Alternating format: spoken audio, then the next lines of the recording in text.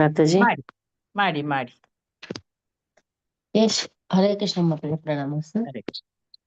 ಯಶೋಮತಿ ನಂದನ ಬ್ರಜ ಬರೋ ನಾಗರ ಗೋಕುಲ ರಂಜನ ಕಾನ. ಯಶೋಮತಿ ನಂದನ ಬ್ರಜ ಬರೋ ನಾಗರ ಗೋಕುಲ ರಂಜನ ಕಾನ. ಗೋಪಿ ಪರನ ಧನ ಮದನ ಮನೋಹರ ಕಾಲಿಯ ದಮನ ವಿಧಾನ. ಗೋಪಿ ಪರನ ಧನ ಮದನ ಮನೋಹರ ಕಾಲಿಯ ದಮನ ವಿಧಾನ.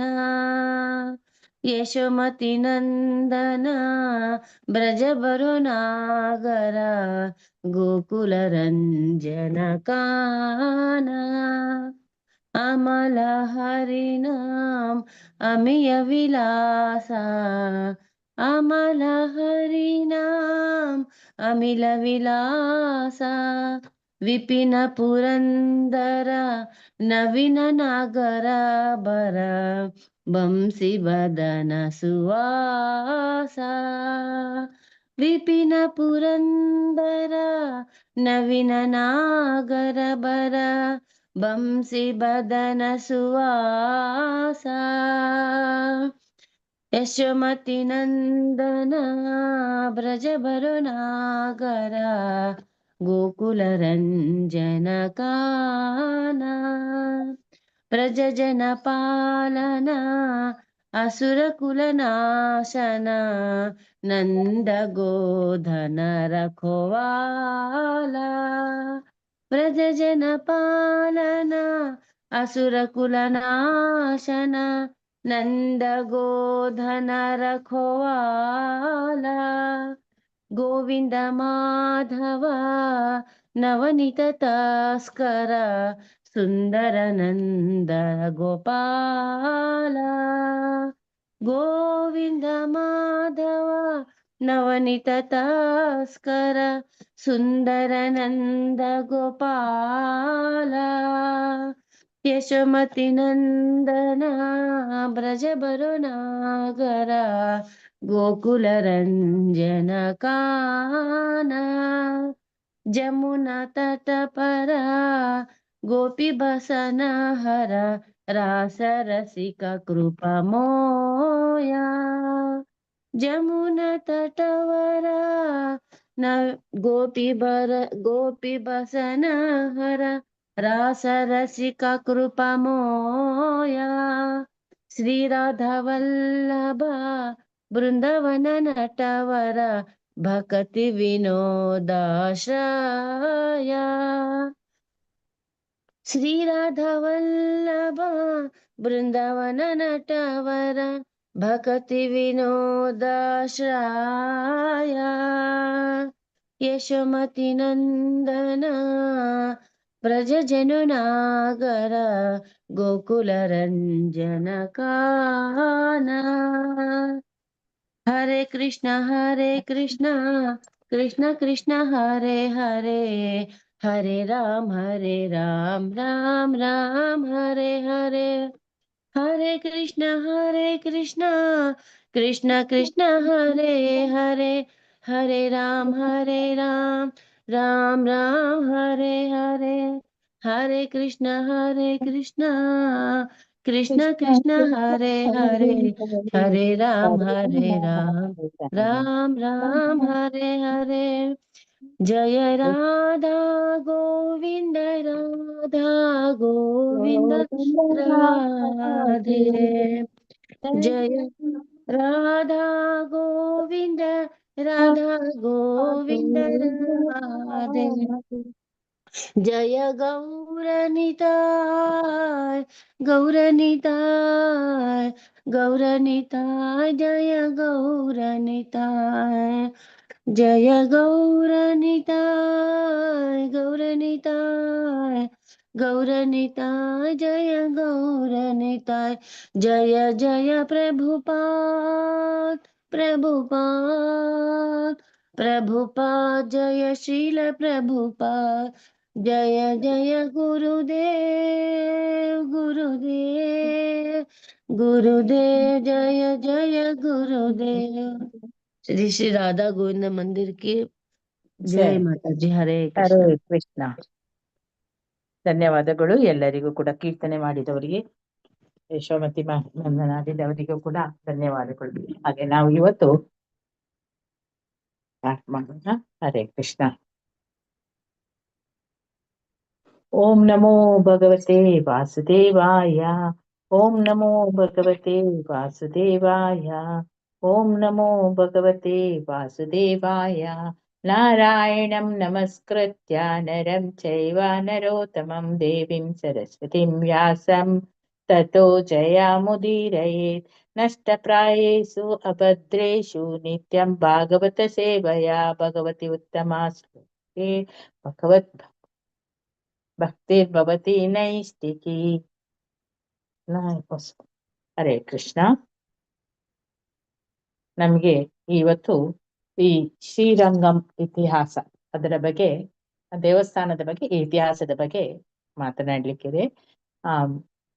ಇದಕ್ಕೆ ಅವಕಾಶವನ್ನು ಮಾಡಿಕೊಟ್ಟಂತಹ ರಾಧಾ ಗೋವಿಂದ ದೇವಸ್ಥಾನ ಮಂಗಳೂರು ಕುಲ ಇಲ್ಲಿಯ ಅಧ್ಯಕ್ಷರಾದ ನಾಮನಿಷ್ಠ ದಾಸ್ ಪ್ರಭುಜಿಗೆ ನನ್ನ ನಿಮ್ಮೆಲ್ಲರ ಪರವಾಗಿ ಪ್ರಣಾಮಗಳನ್ನು ಸಲ್ಲಿಸ್ತೇನೆ. ಹಾಗೂ ನನ್ನ ಎಲ್ಲಾ ಗುರು ವೃಂದದವರಿಗೂ, ಅದರೊಳಗೆ ಮುಖ್ಯವಾಗಿ ನಾವೀಗ ಶ್ರೀವಾಸಂಗನ್ ಪ್ರಭುಜಿ ನನಗೆ ಹೇಳಿದ್ರು, ಹೇಳಿ ಮಾತಾಜಿ ಅಂತ ಹೇಳಿ, ಅವರಿಗೂ ಕೂಡ ನನ್ನ ನಿಮ್ಮೆಲ್ಲರ ಪರವಾಗಿ ಪ್ರಣಾಮಗಳನ್ನು ಸಲ್ಲಿಸ್ತೇನೆ. ಮೊದಲಾಗಿ ನಾವು ISKCON founder AC Bhaktivedanta Srila Prabhupad ಇವರಿಗೂ ಕೂಡ ನನ್ನ ನಿಮ್ಮೆಲ್ಲರ ಪರವಾಗಿ ಪ್ರಣಾಮಗಳನ್ನು ಸಲ್ಲಿಸುತ್ತಾ ನಾವು ಶ್ರೀರಂಗಂ ದೇವಾಲಯದ ಇತಿಹಾಸವನ್ನು ನೋಡೋಣ. ನಿಮ್ಗೆಲ್ಲ ಗೊತ್ತಿರ್ಬೋದು, ಶ್ರೀರಂಗಂ ದೇವಸ್ಥಾನ ಅದು ಪವಿತ್ರ ವೈಷ್ಣವ ಕ್ಷೇತ್ರಗಳಲ್ಲಿ ಒಂದು ಪ್ರಥಮ ಸ್ಥಾನವನ್ನು ಅದು ಪಡೆದುಕೊಂಡಿದೆ. ಅಲ್ಲಿ ಶ್ರೀರಂಗಂ ಅದು ದಕ್ಷಿಣ ಭಾರತದ ಅತ್ಯಂತ ಪ್ರಸಿದ್ಧ ವೈಷ್ಣವ ದೇವಾಲಯ ಆಗಿದೆ. ಅಲ್ಲಿ 108 ದಿವ್ಯ ದೇಶಗಳಲ್ಲಿ ಆದ ದೇವಸ್ಥಾನಗಳಿಗಿಂತ ಸಹ ಇದು ತುಂಬಾ ಪ್ರಥಮವಾಗಿ ದಿವ್ಯ ದೇಶ ಅಂತ ಹೇಳಿ ಇದನ್ನು ಹೇಳ್ತಾರೆ. ಯಾಕಂದ್ರೆ ಇಲ್ಲಿ ಎಲ್ಲಾ ಆಳ್ವರುಗಳು ಆ ಕ್ಷೇತ್ರದ ಶ್ರೀರಂಗನಾಥನ ಆ ಸ್ತುತಿಯಲ್ಲಿ ತಮ್ಮ ಪದ್ಯಗಳನ್ನು ಕೂಡ ಇಲ್ಲಿ ರಚಿಸಿದ್ದಾರೆ. ಈ ಪಟ್ಟಣದ ಮಧ್ಯದಲ್ಲಿ ಇದು ನೆಲೆಗೊಂಡಿರುವ ಈ ಮಹಾ ದೇವಸ್ಥಾನ ಇದು ವೈಷ್ಣವ ಸಂಪ್ರದಾಯದ ಪರಮತೀರ್ಥವೆಂದು ಅದು ಪ್ರಸಿದ್ಧ ಆಗಿದೆ. ಇಲ್ಲಿ ಆದಿ ಆಚಾರ್ಯರಾದ ನಾಥಮುನಿ ಅಥವಾ ಅವರ ನಂತರದ್ದು ವೈಷ್ಣವ ಆಚಾರ್ಯರು ಈ ದೇವಾಲಯದ ನಿರ್ವಹಣೆಯಲ್ಲಿ ಅವರೆಲ್ಲ ಸಕ್ರಿಯವಾಗಿ ಅಲ್ಲಿ ಭಾಗವಹಿಸುತ್ತಿದ್ರು. ಈ ಭಾಗವತ್ ರಾಮಾನುಜಾಚಾರ್ಯ ಕಾಲದಲ್ಲಿ ಕೂಡ ಇದು ಧಾರ್ಮಿಕ ಆಡಳಿತಾತ್ಮಕವಾಗಿ ಮಹತ್ವದ ಸುಧಾರಣೆಗಳನ್ನು ಅಲ್ಲಿ ತಂದಿದೆ. ಈ ಶ್ರೀರಂಗಂ ಕ್ಷೇತ್ರ ಅದು ಧಾರ್ಮಿಕ ಮತ್ತೆ ಲೌಕಿಕ ದೃಷ್ಟಿಯಿಂದಲೂ ಕೂಡ ಇದು ವೈಷ್ಣವ ಚಳುವಳಿಯ ಕೇಂದ್ರವಾಗಿ ಅದು ಬೆಳೆಯಿತು. ಇಲ್ಲಿ ವೈಷ್ಣವ ಸಂಪ್ರದಾಯದಲ್ಲಿ ಕೋಯಿಲ್ ಎಂಬ ಆ ಪದ ಅದು ಕೇವಲ ಶ್ರೀರಂಗಂ ದೇವಾಲಯವನ್ನು ಮಾತ್ರ ಸೂಚಿಸುತ್ತದೆ. ದೇವಾಲಯದ ವಿನ್ಯಾಸ ಮತ್ತೆ ಮಹತ್ವವನ್ನು ನೋಡೋಣ. ಈಗ ಈ ಶ್ರೀರಂಗಂ ಅದು ಆ ದೇವಾಲಯ ಅಪಾರವಾದ ಜಾಗವನ್ನು ಹೊಂದಿದೆ, ವಿಸ್ತಾರವಾಗಿ ಹೊಂದಿದೆ. ಅಂದ್ರೆ ಸುಮಾರು 156 ಎಕರೆ ಆ ಪ್ರದೇಶದಲ್ಲಿ ಅದು ಇದೆ. ಆಮೇಲೆ ಅದಕ್ಕೆ 7 ಆವರಣಗಳು ಕೂಡ ಇದೆ ದೇವಸ್ಥಾನದಲ್ಲಿ ಹೊರಗಡೆ. ಆ ಪ್ರಕಾರ ಅಲ್ಲಿ ದೇವಾಲಯದ ಗರ್ಭಗುಡಿ ಇದೆ ಅಲ್ಲ, ಅದರ ಸುತ್ತಲೂ ಕೂಡ ಗೋಡೆಗಳ ರೂಪದಲ್ಲಿ ನಿರ್ಮಿತವಾಗಿದೆ. ಈ 7 ಗೋಡೆಗಳ ಉದ್ದವೇ 32,592 ಅಡಿ, ಅಂದ್ರೆ ಸಾಧಾರಣ 6 ಮೈಲಿಗಳಷ್ಟು ಆಗಿದೆ. ಅದು ನಾನು ಹೋಗಿದ್ದೇನೆ ಅಲ್ಲಿಗೆ. ಹೋದಾಗ ನೋಡುವಾಗ ಕೂಡ ಆ ತರದ ದೇವಸ್ಥಾನ ನಾನು ಎಲ್ಲಿಯೂ ನೋಡ್ಲಿಲ್ಲ. ಅಷ್ಟು ದೊಡ್ಡದಿದೆ ಗೋಪುರಗಳೆಲ್ಲ, ಹಾಗೆ ಗೋಡೆಗಳು ಕೂಡ ಭದ್ರವಾಗಿದೆ. ಹಾಗೆ ಪ್ರತಿ ನೋಡ್ಬೇಕಾದಂತಹ ದೇವಸ್ಥಾನ ಅದು. ಪ್ರತಿ ಪ್ರಾಕಾರದಲ್ಲಿ ಕೂಡ, ಅಂದ್ರೆ ಆವರಣದಲ್ಲಿ, ಅದರಲ್ಲಿ ಒಂದೊಂದು ಆ ಆವರಣದಲ್ಲಿ ಕೂಡ ಒಂದೊಂದು ಅದ್ಭುತವಾದ ಗೋಪುರಗಳನ್ನು ನಾವು ಕಾಣ್ತೇವೆ. ಅವುಗಳಲ್ಲಿ ಅತ್ಯಂತ ಎತ್ತರವಾದದ್ದು ಅಂದ್ರೆ ದಕ್ಷಿಣ ದಿಕ್ಕಿನ ಆ ರಾಜಗೋಪುರ. ಅದರ ಎತ್ತರ 236 ಅಡಿ. ಅದನ್ನು ಶ್ರೀ ಅಹೋಬಿಲ ಮಠದ 44ನೇ ಜಿ ಅವರ ಆಶ್ರಯದಲ್ಲಿ ಅದು ನಿರ್ಮಾಣಗೊಂಡಿದೆ. ಅಂದ್ರೆ 1987ರಲ್ಲಿ ಮಹಾ ಸಮಾರಾಧನೆಯೊಂದಿಗೆ ಅಲ್ಲಿ ಪ್ರತಿಷ್ಠಾಪನೆ ಮಾಡಲಾಯಿತು. ಹರೇ ಕೃಷ್ಣ. ಹಾಗೆ ಗೋಪುರಗಳ ಎತ್ತರದ ಗುಡಿಯತ್ತ ಹೋದಂತೆ ನಾವು ಹತ್ತಿ ಹೋಗುತ್ತದೆ. ಅದು ಹಾಗೆ ಹತ್ತಿ ಹೋದಾಗೆ ಕಾಣ್ತದೆ. ಇದು ಭಕ್ತನಿಗೆ ನಾವೆಲ್ಲ ಲೋಕ ಬಂಧನಗಳಿಂದ ದೂರವಾಗಿ ಪರಮಾತ್ಮನ ಹತ್ತಿರ ಸಾಗುವಂತಹ ಆಧ್ಯಾತ್ಮಿಕ ಪ್ರಯಾಣದ ಕಡೆ ಅದನ್ನು ಸೂಚಿಸ್ತದೆ. ಅದು ಹರೇ ಕೃಷ್ಣ. ಹರೇ ಕೃಷ್ಣ. ಇರಲ್ಲ ಎಲ್ಲರೂ ಓಕೆ. ಪೆರಿಯ ಕೋಯಿಲ್ ಮತ್ತು ಉಪದೇವತೆಗಳು. ನಾನು ಮಾತನಾಡೋದು ಕೇಳ್ತದಲ್ಲ? ಹರೇ ಕೃಷ್ಣ. ಕೇಳಿಸ್ತದೆ ಮಾತಾಜಿ, ಕೇಳಿಸ್ತದೆ ಹೇಳಿ ಮಾತಾಜಿ. ಪೆರಿಯ ಕೋಯಿಲ್ ಮತ್ತೆ ಆ ಉಪದೇವತೆಗಳು ಅಂದ್ರೆ ಅಲ್ಲಿ ಪೆರಿಯ ಕೋಯಿಲ್ ಅಂದ್ರೆ ಅದು ಮುಖ್ಯ ದೇವಾಲಯ. ಅಲ್ಲಿ ತಮಿಳ್ ಭಾಷೆಯಲ್ಲೆಲ್ಲ ಅಲ್ಲಿಯ ಹೆಸರುಗಳ ಆ ರೀತಿ ಇರ್ತದೆ. ಸಂಪೂರ್ಣ ರೂಪದಲ್ಲಿ 7 ಆವರಣಗಳನ್ನು ಅದು ಹೊಂದಿದೆ. ಆ ಗರ್ಭ ಗುಡಿಯಲ್ಲಿ ಶ್ರೀರಂಗ ಸ್ವಾಮಿ ಯೋಗ ನಿದ್ರೆಯಲ್ಲಿರುವಂತಹ ಶೇಷ ಸ್ಥಳದ ಮೇಲೆ ವಿಶ್ರಾಂತಿ ಪಡೆಯುವಂತಹ ಸ್ಥಿತಿಯಲ್ಲಿ ಇರ್ತಾನೆ. ಹಾಗೆ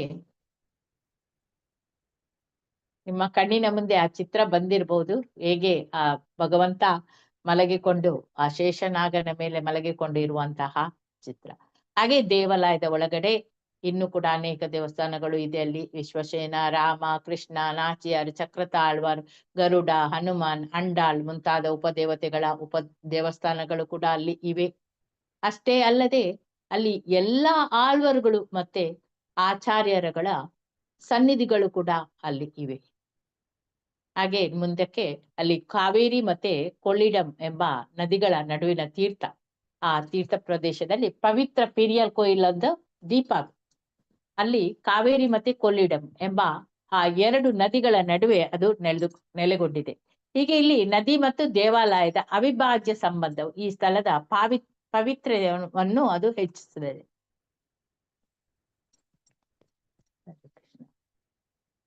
ಹಾಗೆ ಮುಂದೆ ನಾವು ಶ್ರೀರಂಗ ವಿಮಾನದ ಅದರ ಮೂಲ ಕಥೆ ಏನು ಅಂತ ಹೇಳಿ ನೋಡೋಣ. ಹಾಗೆ ಬ್ರಹ್ಮನ ತಪಸ್ಸು ಅದನ್ನ ಮಾಡ್ಬೇಕಾದ್ರೆ ಅವನು ವಿಮಾನದ ಅವತಾರ ಹೇಗೆ ಆಯ್ತು, ಆಮೇಲೆ ರಾಮ ಮತ್ತೆ ವಿಭೀಷಣನ ಕತೆ, ಇವುಗಳನ್ನು ನೋಡೋಣ. ಶ್ರೀರಂಗ ವಿಮಾನದ ದೈವಿಕ ಉದ್ಭವ ಅಂದ್ರೆ ಅಲ್ಲಿ ಶ್ರೀರಂಗ ವಿಮಾನದ ಉದ್ಭವದ ಕಥೆಯನ್ನು ರುದ್ರ ನಾರದನಿಗೆ ವರ್ಣಿಸಿದನು ಅಂತ ಹೇಳಿ ಶ್ರೀರಂಗ ಮಹಾತ್ಮ ಆ ಗ್ರಂಥದಲ್ಲಿ ತಿಳಿಸಿದ್ದಾರೆ. ಬ್ರಹ್ಮದ ಆ ಗಾಢ ತಪಸ್ಸಿನ ಫಲವಾಗಿ ಕ್ಷೀರಸಾಗರ ಅದರ ಆಳದಿಂದ ಒಂದು ಪ್ರಕಾಶಮಾನವಾದ ಒಂದು ದಿವ್ಯ ಶ್ರೀರಂಗ ವಿಮಾನ ಪ್ರತ್ಯಕ್ಷ ಆಗ್ತದೆ. ಅದನ್ನು ಗರುಡ ತನ್ನ ಬೆನ್ನ ಮೇಲೆ ಹೊತ್ತುಕೊಂಡು ಬಂದು ಆದಿಶೇಷ ತನ್ನ ಹೆಡೆ ಅದರ ಮೇಲೆ ವಿಸ್ತರಿಸಿ ರಕ್ಷಣೆ ನೀಡಿದನು. ಬೆನ್ನ ಮೇಲೆ ಗರುಡ ಹೊತ್ತುಕೊಂಡು ಬರ್ತಾನೆ, ಆಮೇಲೆ ಆದಿಶೇಷ ಅದಕ್ಕೆ ರಕ್ಷಣೆ ನೀಡ್ತಾನೆ. ವಿಶ್ವಸೇನರು ದೈವಿಕ ಸೇನಾಧಿಪತಿಯಾಗ್ತಾರೆ. ಅಲ್ಲಿ ಮುಂದೆ ಮಾರ್ಗವನ್ನೆಲ್ಲ ಅವರು ಸುದ್ದಿ ಮಾಡ್ತಾ ಇದ್ರು. ಹಾಗೆ ಸೂರ್ಯಚಂದ್ರರು ದೇವರಿಗೆ ಚಾಮರ ಸೇವೆ ಮಾಡ್ತಿದ್ರು. ನಾರದ ತಂಬೂರರು ತಮ್ಮ ವೀಣೆಗಳೊಂದಿಗೆ ಭಗವಂತನ ಮಹಿಮೆಯನ್ನು ಆಡ್ತಾ ಇದ್ರು. ರುದ್ರನು ಸಹಿತ ಅಲ್ಲಿ ಇತರ ದೇವತೆಗಳು ಕೂಡ ಎಲ್ಲರೂ ಸೇರಿ ಜಯಘೋಷ ಮಾಡುವ ಮೂಲಕ ಆಕಾಶವನ್ನೇ ಕಂಪಿಸ್ತಿದ್ರು. ದೇವಾಂಗನರು ಅವರು ನೃತ್ಯ ಮಾಡ್ತಾರೆ. ಆಕಾಶದಿಂದ ಪುಷ್ಪವೃಷ್ಟಿ ಕೂಡ ಆಗ್ತದೆ. ಹೇಗೆ ಬ್ರಹ್ಮನ ಗಾಢ ತಪಸ್ಸಿನ ಫಲವಾಗಿ ಅಲ್ಲಿ ಕ್ಷೀರಸಾಗರ ಆಳದಿಂದ ಈ ಪ್ರಕಾಶಮಾನವಾದ ಒಂದು ದಿವ್ಯ ಶ್ರೀರಂಗ ವಿಮಾನ ಅದು ಪ್ರತ್ಯಕ್ಷವಾಯಿತು ಅಂತ ಹೇಳಿ. ಹಾಗೆ ಮುಂದೆ ಆ ಮಹಾಮಹಿಮವಂತ ದೃಶ್ಯದಿಂದ ಸಂತೋಷ ಜಾಗೃತನಾಗ್ತಾನೆ ಬ್ರಹ್ಮ. ಅವನು ಆ ವಿಮಾನದ ಮುಂದೆ ಪ್ರಣಾಮ ಮಾಡ್ತಾನೆ. ಆಮೇಲೆ 4 ವೇದಗಳನ್ನು ಪಠಿಸ್ತಾನೆ. ಅವನ ಆ ಅದ್ಭುತ ಆ ವಿಮಾನದ ಅದ್ಭುತವನ್ನು ನೋಡಿ ನಿಬ್ಬೆರಗಿನಿಂದ ಅದನ್ನು ನೋಡ್ತಾ ನಿಲ್ತಾನೆ. ಆಗ ದೈವದ್ವಾರ ಪಾಲಕರಾದ ಸುನಂದ ಅವರು ಬಂದು ಬ್ರಹ್ಮನಿಗೆ ಹೇಳ್ತಾರೆ, ನೀನು ಈ ರೀತಿ ಮಾಡಿದ ಆ ತಪಸ್ಸಿನಿಂದ ಪರಮೇಶ್ವರ ಸಂತೃಪ್ತನಾಗಿ ನಿನ್ನ ಪ್ರಾರ್ಥನೆಗೆ ಪ್ರತಿಫಲವಾಗಿ ಅವನು ಸ್ವಯಂ ಆಗಮಿಸಿದಾನೆ ಅಂತ ಹೇಳಿ. ಆಗ ಬ್ರಹ್ಮನು ಹೋಗಿ ವಿಮಾನದ ಒಳಗೆ ನೋಡ್ತಾನೆ. ನೋಡುವಾಗ ಅಲ್ಲಿ ಲಕ್ಷ್ಮೀ ದೇವಿಯರೊಂದಿಗೆ ಶಯನ ಮೂರ್ತಿಯಾದ ಪರಮ ಭಗವಂತನು ಪ್ರತ್ಯಕ್ಷನಾಗ್ತಾನೆ. ಭಗವಂತನು ಬ್ರಹ್ಮನಿಗೆ ಏನು ಹೇಳ್ತಾನೆ ಅಂದ್ರೆ, ನಾನು ಸ್ವಯಂ ವ್ಯಕ್ತವಾಗಿದ್ದೇನೆ ಅಂದ್ರೆ ಸ್ವಯಂ ವ್ಯಕ್ತ. ನನ್ನ ಇಚ್ಛೆಯಿಂದಲೇ ಈ ರೂಪದಲ್ಲಿ ನಾನು ಬಂದಿದ್ದೇನೆ. ಭೂಮಿಯ ಮೇಲೆ ಇಂತಹ 8 ಸ್ಥಳಗಳಲ್ಲಿ ನಾನು ಇದೇ ರೀತಿಯಾಗಿ ಪ್ರತ್ಯಕ್ಷನಾಗ್ತೇನೆ. ಒಂದು ಈ ಶ್ರೀರಂಗಂ, ಶ್ರೀಮುಷ್ಣಂ, ವೆಂಕಟಾದ್ರಿ ಅಂದ್ರೆ ತಿರುಮಲ, ಶಾಲಗ್ರಾಮ, ನೈಮಿಷಾರಣ್ಯ, ತೋಟಾದ್ರಿ, ಆಮೇಲೆ ಪುಷ್ಕರ ಮತ್ತು ಬದರಿ. ಇದರಲ್ಲಿ ಪ್ರಥಮ ಮತ್ತು ಪ್ರಾಚೀನವಾದದ್ದು ಅಂತ ಹೇಳಿದ್ರೆ ಈ ಶ್ರೀರಂಗಂ. ಶ್ರೀರಂಗ ವಿಮಾನವೇ ಅಂತ ಹೇಳಿ ಹೇಳ್ತಾರೆ. ಹಾಗೆ ಭಗವಂತನು ಬ್ರಹ್ಮನಿಗೆ ಆಗಮ ಶಾಸ್ತ್ರಗಳಂತೆ ಪೂಜಾ ಕ್ರಮವನ್ನು ಸ್ಥಾಪಿಸು ಅಂತ ಹೇಳಿ ಆಜ್ಞಾಪನೆಯನ್ನು ಕೂಡ ಮಾಡಿ ತಾನು ಯೋಗ ನಿದ್ರೆಯಲ್ಲಿರುವಂತಹ ಸ್ಥಿತಿಗೆ ಅವನು ಪ್ರವೇಶ ಮಾಡ್ತಾನೆ. ಈಗ ಬ್ರಹ್ಮನಿಂದ ಅದು ಅಯೋಧ್ಯೆವರೆಗೆ ಹೋಗ್ತದೆ. ಹೇಗೆ ನೋಡೋಣ. ಬ್ರಹ್ಮನು ಆ ವಿಮಾನವನ್ನು ಸತ್ಯಲೋಕಕ್ಕೆ ಕೊಂಡೊಯ್ತಾನೆ. ಅಲ್ಲಿ ವಿರಾಜ ನದಿಯ ತೀರದಲ್ಲಿ ಪ್ರತಿಷ್ಠಾಪಿಸ್ತಾನೆ. ಸೂರ್ಯನಿಗೆ ನಿತ್ಯ ಪೂಜೆಯ ಜವಾಬ್ದಾರಿಯನ್ನು ಕೂಡ ಕೊಡ್ತಾನೆ. ಅನಂತರ ವೈವಸ್ವತಾಮನು ಅವನು ಪೂಜೆಯನ್ನು ಮುಂದುವರಿಸ್ತಾನೆ. ನಂತರ ಅವನ ಪುತ್ರ ಇಕ್ಷಾಕು ಅವನು ರಾಜನಾದಾಗ ಅವನಿಗೆ ಅಯೋಧ್ಯೆಯಲ್ಲಿ ಆ ದಿವ್ಯ ವಿಮಾನವನ್ನು ಪ್ರತಿಷ್ಠಾಪಿಸ್ಬೇಕು ಅಂತ ಹೇಳಿ ಆಸೆ ಆಗ್ತದೆ. ಆಗ ಅವನು ದೀರ್ಘ ತಪಸ್ಸು ಮಾಡಿ ಬ್ರಹ್ಮನ ಅನುಮತಿಯೊಂದಿಗೆ ಆ ವಿಮಾನವನ್ನು ಅಯೋಧ್ಯೆಗೆ ತರ್ತಾನೆ, ಕೊಂಡೊಯ್ತಾನೆ. ಹಾಗೆ ಮುಂದೆ ಶ್ರೀರಂಗ ವಿಮಾನವು ಅಯೋಧ್ಯೆಗೆ ಬಂದಿತ್ತು. ಇಕ್ಷಾಕುವಿನ ವಂಶಸ್ಥರೆಲ್ಲ ನಿರಂತರವಾಗಿ ಆ ಪೂಜೆಯನ್ನು ಮುಂದುವರಿಸಿದರು. ಅವರ ವಂಶದಲ್ಲಿ ಜನಿಸಿದಂತಹ ಶ್ರೀರಾಮಚಂದ್ರ ಅವನು ಭಗವಂತನ ಅವತಾರವಾಗಿ ಕೂಡ ಇದೇ ವಿಮಾನದಲ್ಲಿ ಭಗವಂತನನ್ನು ಕೂಡ ಅವನು ಆರಾಧಿಸ್ತಾನೆ. ಹಾಗೆ ರಾಮನು ಲಂಕಾ ವಿಜಯದ ನಂತರ ಅಲ್ಲಿ ನಡೆದ ಪಟ್ಟಾಭಿಷೇಕದ ಸಮಯದಲ್ಲಿ ಕೂಡ ಈ ದಿವ್ಯ ವಿಮಾನವನ್ನು ಭಕ್ತನಾದ ವಿಭೀಷಣ ಅವನು ಕೇಳ್ತಾನೆ. ಅದಕ್ಕೆ ಅವನಿಗೆ ದಕ್ಷಿಣ ಅಭಿಮುಖವಾಗಿ ದಾನ ಮಾಡ್ತಾನೆ. ಅವನ ರಾಜ್ಯದಲ್ಲಿ ಅದನ್ನು ಪೂಜಿಸ್ಲಿಕ್ಕೋಸ್ಕರ. ಹಾಗೆ ವಿಭೀಷಣನ ಭಕ್ತಿ ಮತ್ತೆ ಅಲ್ಲಿ ಶ್ರೀರಂಗ ಇದರದು ಸ್ಥಾಪನೆ ಹೇಗೆ ಆಯ್ತು ಅಂತ ಹೇಳಿ ನೋಡೋಣ. ವಿಭೀಷಣನು ವಿಮಾನವನ್ನು ಲಂಕೆಗೆ ಕೊಂಡೊಯ್ಯುವಾಗ ಅಲ್ಲಿ ಮಧ್ಯಾಹ್ನದ ಸಂಧ್ಯಾ ವಂದನೆಗಾಗಿ ಕಾವೇರಿ ತೀರದಲ್ಲಿ ನೆಲೆಸ್ತಾನೆ. ವಿಮಾನವನ್ನು ಶೇಷಪೀಠ ಎಂಬ ಸ್ಥಳದ ಬಳಿ ಇರಿಸ್ತಾನೆ. ಸ್ನಾನಾರ್ಥವಾಗಿ ಅವನು ಕಾವೇರಿಗೆ ತೆರಳ್ತಾನೆ. ಪೂಜೆಯ ನಂತರ ವಿಮಾನವನ್ನು ಎತ್ತಲು ಯತ್ನಿಸಿದಾಗ ಅದು ಅಚಲವಾಗಿ ಅಲ್ಲೇ ನಿಂತಿತು. ಅದು ಸ್ಥಳದಿಂದ ಸರಿಯಲಿಲ್ಲ. ಈ ವಿಮಾನವನ್ನು ಕೊಡುವಾಗ ಇದರ ಮೊದಲು ಅವನು ವಿಭೀಷಣ ನಿಗೆ ರಾಮದೇವರು ಕೊಡುವಾಗ ಅವ್ರು ಹೇಳ್ತಾರಂತೆ, ಇದನ್ನು ಎಲ್ಲಿಯೂ ಕೆಳಗೆ ಇಡಿಸ್ಬೇಡ ಅಂತ ಹೇಳ್ತಾರಂತೆ. ಆದ್ರೆ ಇವರು ಸ್ನಾನಾರ್ಧಿ ಮಾಡ್ಬೇಕು ಅಂತೇಳಿ ಆ ಸ್ಥಳದಲ್ಲಿ ಇಟ್ಟಿದ್ರು. ಅದು ಇನ್ನೊಂದು ಕಥೆಯಲ್ಲಿ ಇದೆ. ಹಾಗೆ ಅಲ್ಲಿ ಇಟ್ಟ ಕಾರಣ ಅದು ಏಳ್ಲಿಲ್ಲ ಅಂತ ಹೇಳಿ. ಹಾಗೆ ವಿಭೀಷಣ ಈಗ ವಿಷಾದ ಆಯ್ತು ಅವನಿಗೆ, ಇದು ಇಲ್ಲೇ ನಿಂತಿತ್ತಲ್ಲ ಅಂತ ಹೇಳಿ ಅವನು ಕಣ್ಣೀರ ಹಾಕ್ತಾನೆ. ಆಗ ಭಗವಂತ ಅವನ ಮುಂದೆ ವಿಭೀಷಣನ ಮುಂದೆ ಪ್ರತ್ಯಕ್ಷನಾಗಿ ಹೇಳ್ತಾರೆ, ವಿಭೀಷಣ ನೀನು ದುಃಖ ಪಡ್ಬೇಡ. ನಾನು ಈಗಾಗಲೇ ಈ ಸ್ಥಳವನ್ನು ನನ್ನ ನಿವಾಸವನ್ನಾಗಿಸ್ಲಿಕ್ಕೆ ನಿರ್ಧರಿಸಿದ್ದೇನೆ. ನೀನು ಪ್ರತಿದಿನ ಮಧ್ಯರಾತ್ರಿಯಲ್ಲಿ ಬಂದು ನನ್ನನ್ನು ಪೂಜಿಸು ಅಂತ ಹೇಳ್ತಾರೆ. ಇಂದಿಗೂ ಕೂಡ ಅಲ್ಲಿ ವಿಭೀಷಣನು ಪ್ರತಿ ರಾತ್ರಿ ಮಧ್ಯರಾತ್ರಿಯಲ್ಲಿ ಭಗವಂತನಿಗೆ ಸೇವೆ ಸಲ್ಲಿಸ್ತಾನೆ ಅಂತ ಒಂದು ನಂಬಿಕೆ ಇದೆ. ಹಾಗೆ ಮುಂದೆ ಬರುವಾಗ ಧರ್ಮವರ್ಮ ಚೋಳನ ಆ ರಾಜನ ಆಸೆ ಅದೇನಾಗಿತ್ತು, ಆ ಕಾಲದಲ್ಲಿ ಆ ಪ್ರದೇಶವನ್ನು ಆಳ್ತಿದ್ದಂತಹ ಧರ್ಮವರ್ಮ ಚೋಳನನು ದಶರಥನ ಆ ಪುತ್ರ ಕಾಮೇಷ್ಟಿಯ ಯಾಗದಲ್ಲಿ ಶ್ರೀರಂಗ ವಿಮಾನವನ್ನು ಕಂಡು ಅದರ ದಿವ್ಯ ಮಹಿಮೆಯಿಂದ ಅವನು ಆಕರ್ಷಿತನಾಗ್ತಾನೆ. ಆತ ಕಾವೇರಿ ತೀರದಲ್ಲಿ ತಪಸ್ಸು ಮಾಡ್ತಾನೆ. ಆಗ ಋಷಿಗಳು ಬಂದು ಅವರಿಗೆ ಹೇಳ್ತಾರೆ, ವಿಭೀಷಣನು ತರಳಿರುವಂತಹ ಶ್ರೀರಂಗ ವಿಮಾನವು ಬೇಗ ಬರ್ತದೆ, ನೀನು ತಪಸ್ಸನ್ನು ನಿಲ್ಲಿಸು ಅಂತೇಳಿ. ಶೀಘ್ರದಲ್ಲಿ ವಿಭೀಷಣನು ಕೂಡ ಆ ವಿಮಾನದೊಂದಿಗೆ ಬಂದಾಗ ಈ ಎಲ್ಲಾ ಘಟನೆಗಳೆಲ್ಲ ನಡೀತವೆ.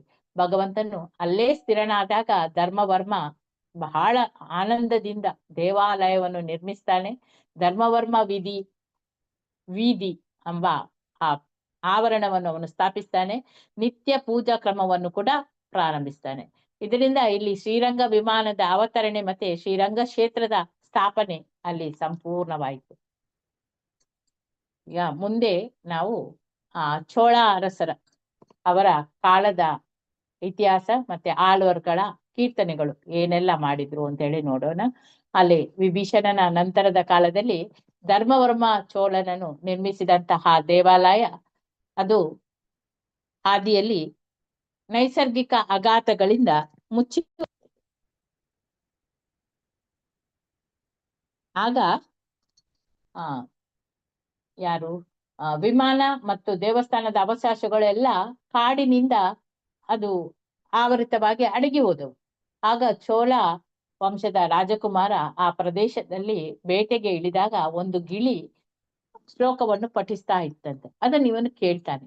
ಏನದು ಶ್ಲೋಕ ಅಂದ್ರೆ, ಕಾವೇರಿ ವಿರಜಾಸೇಯಂ ವೈಕುಂಠಂ ರಂಗಮಂದಿರಂ ಸಾ ವಾಸುದೇವೋ ಪಂಗೇಶಾಃ ಪ್ರತ್ಯಕ್ಷಂ ಪರಮಂ ಪದಂ ವಿಮಾನಂ ಪ್ರಣವಾಕಾರಂ ವೇದ ಶೃಂಗಂ ಮಹಾದ್ಭುತಂ ಶ್ರೀರಂಗ ಸಾಯಿ ಭಗವಾನ್ ಪ್ರಣವರ್ತ ಪ್ರಕಾಶಕ. ಅಂದ್ರೆ ಈ ಶ್ಲೋಕದ ಅರ್ಥ ಏನು ಅಂತ ಹೇಳಿದ್ರೆ, ಕಾವೇರಿ ನದಿ ವೈಕುಂಠದಲ್ಲಿನ ಅದು ವಿರಾಜ ನದಿ ಅಂತೆಯೇ ಅಲ್ಲಿ ಪವಿತ್ರವಾಗಿದೆ.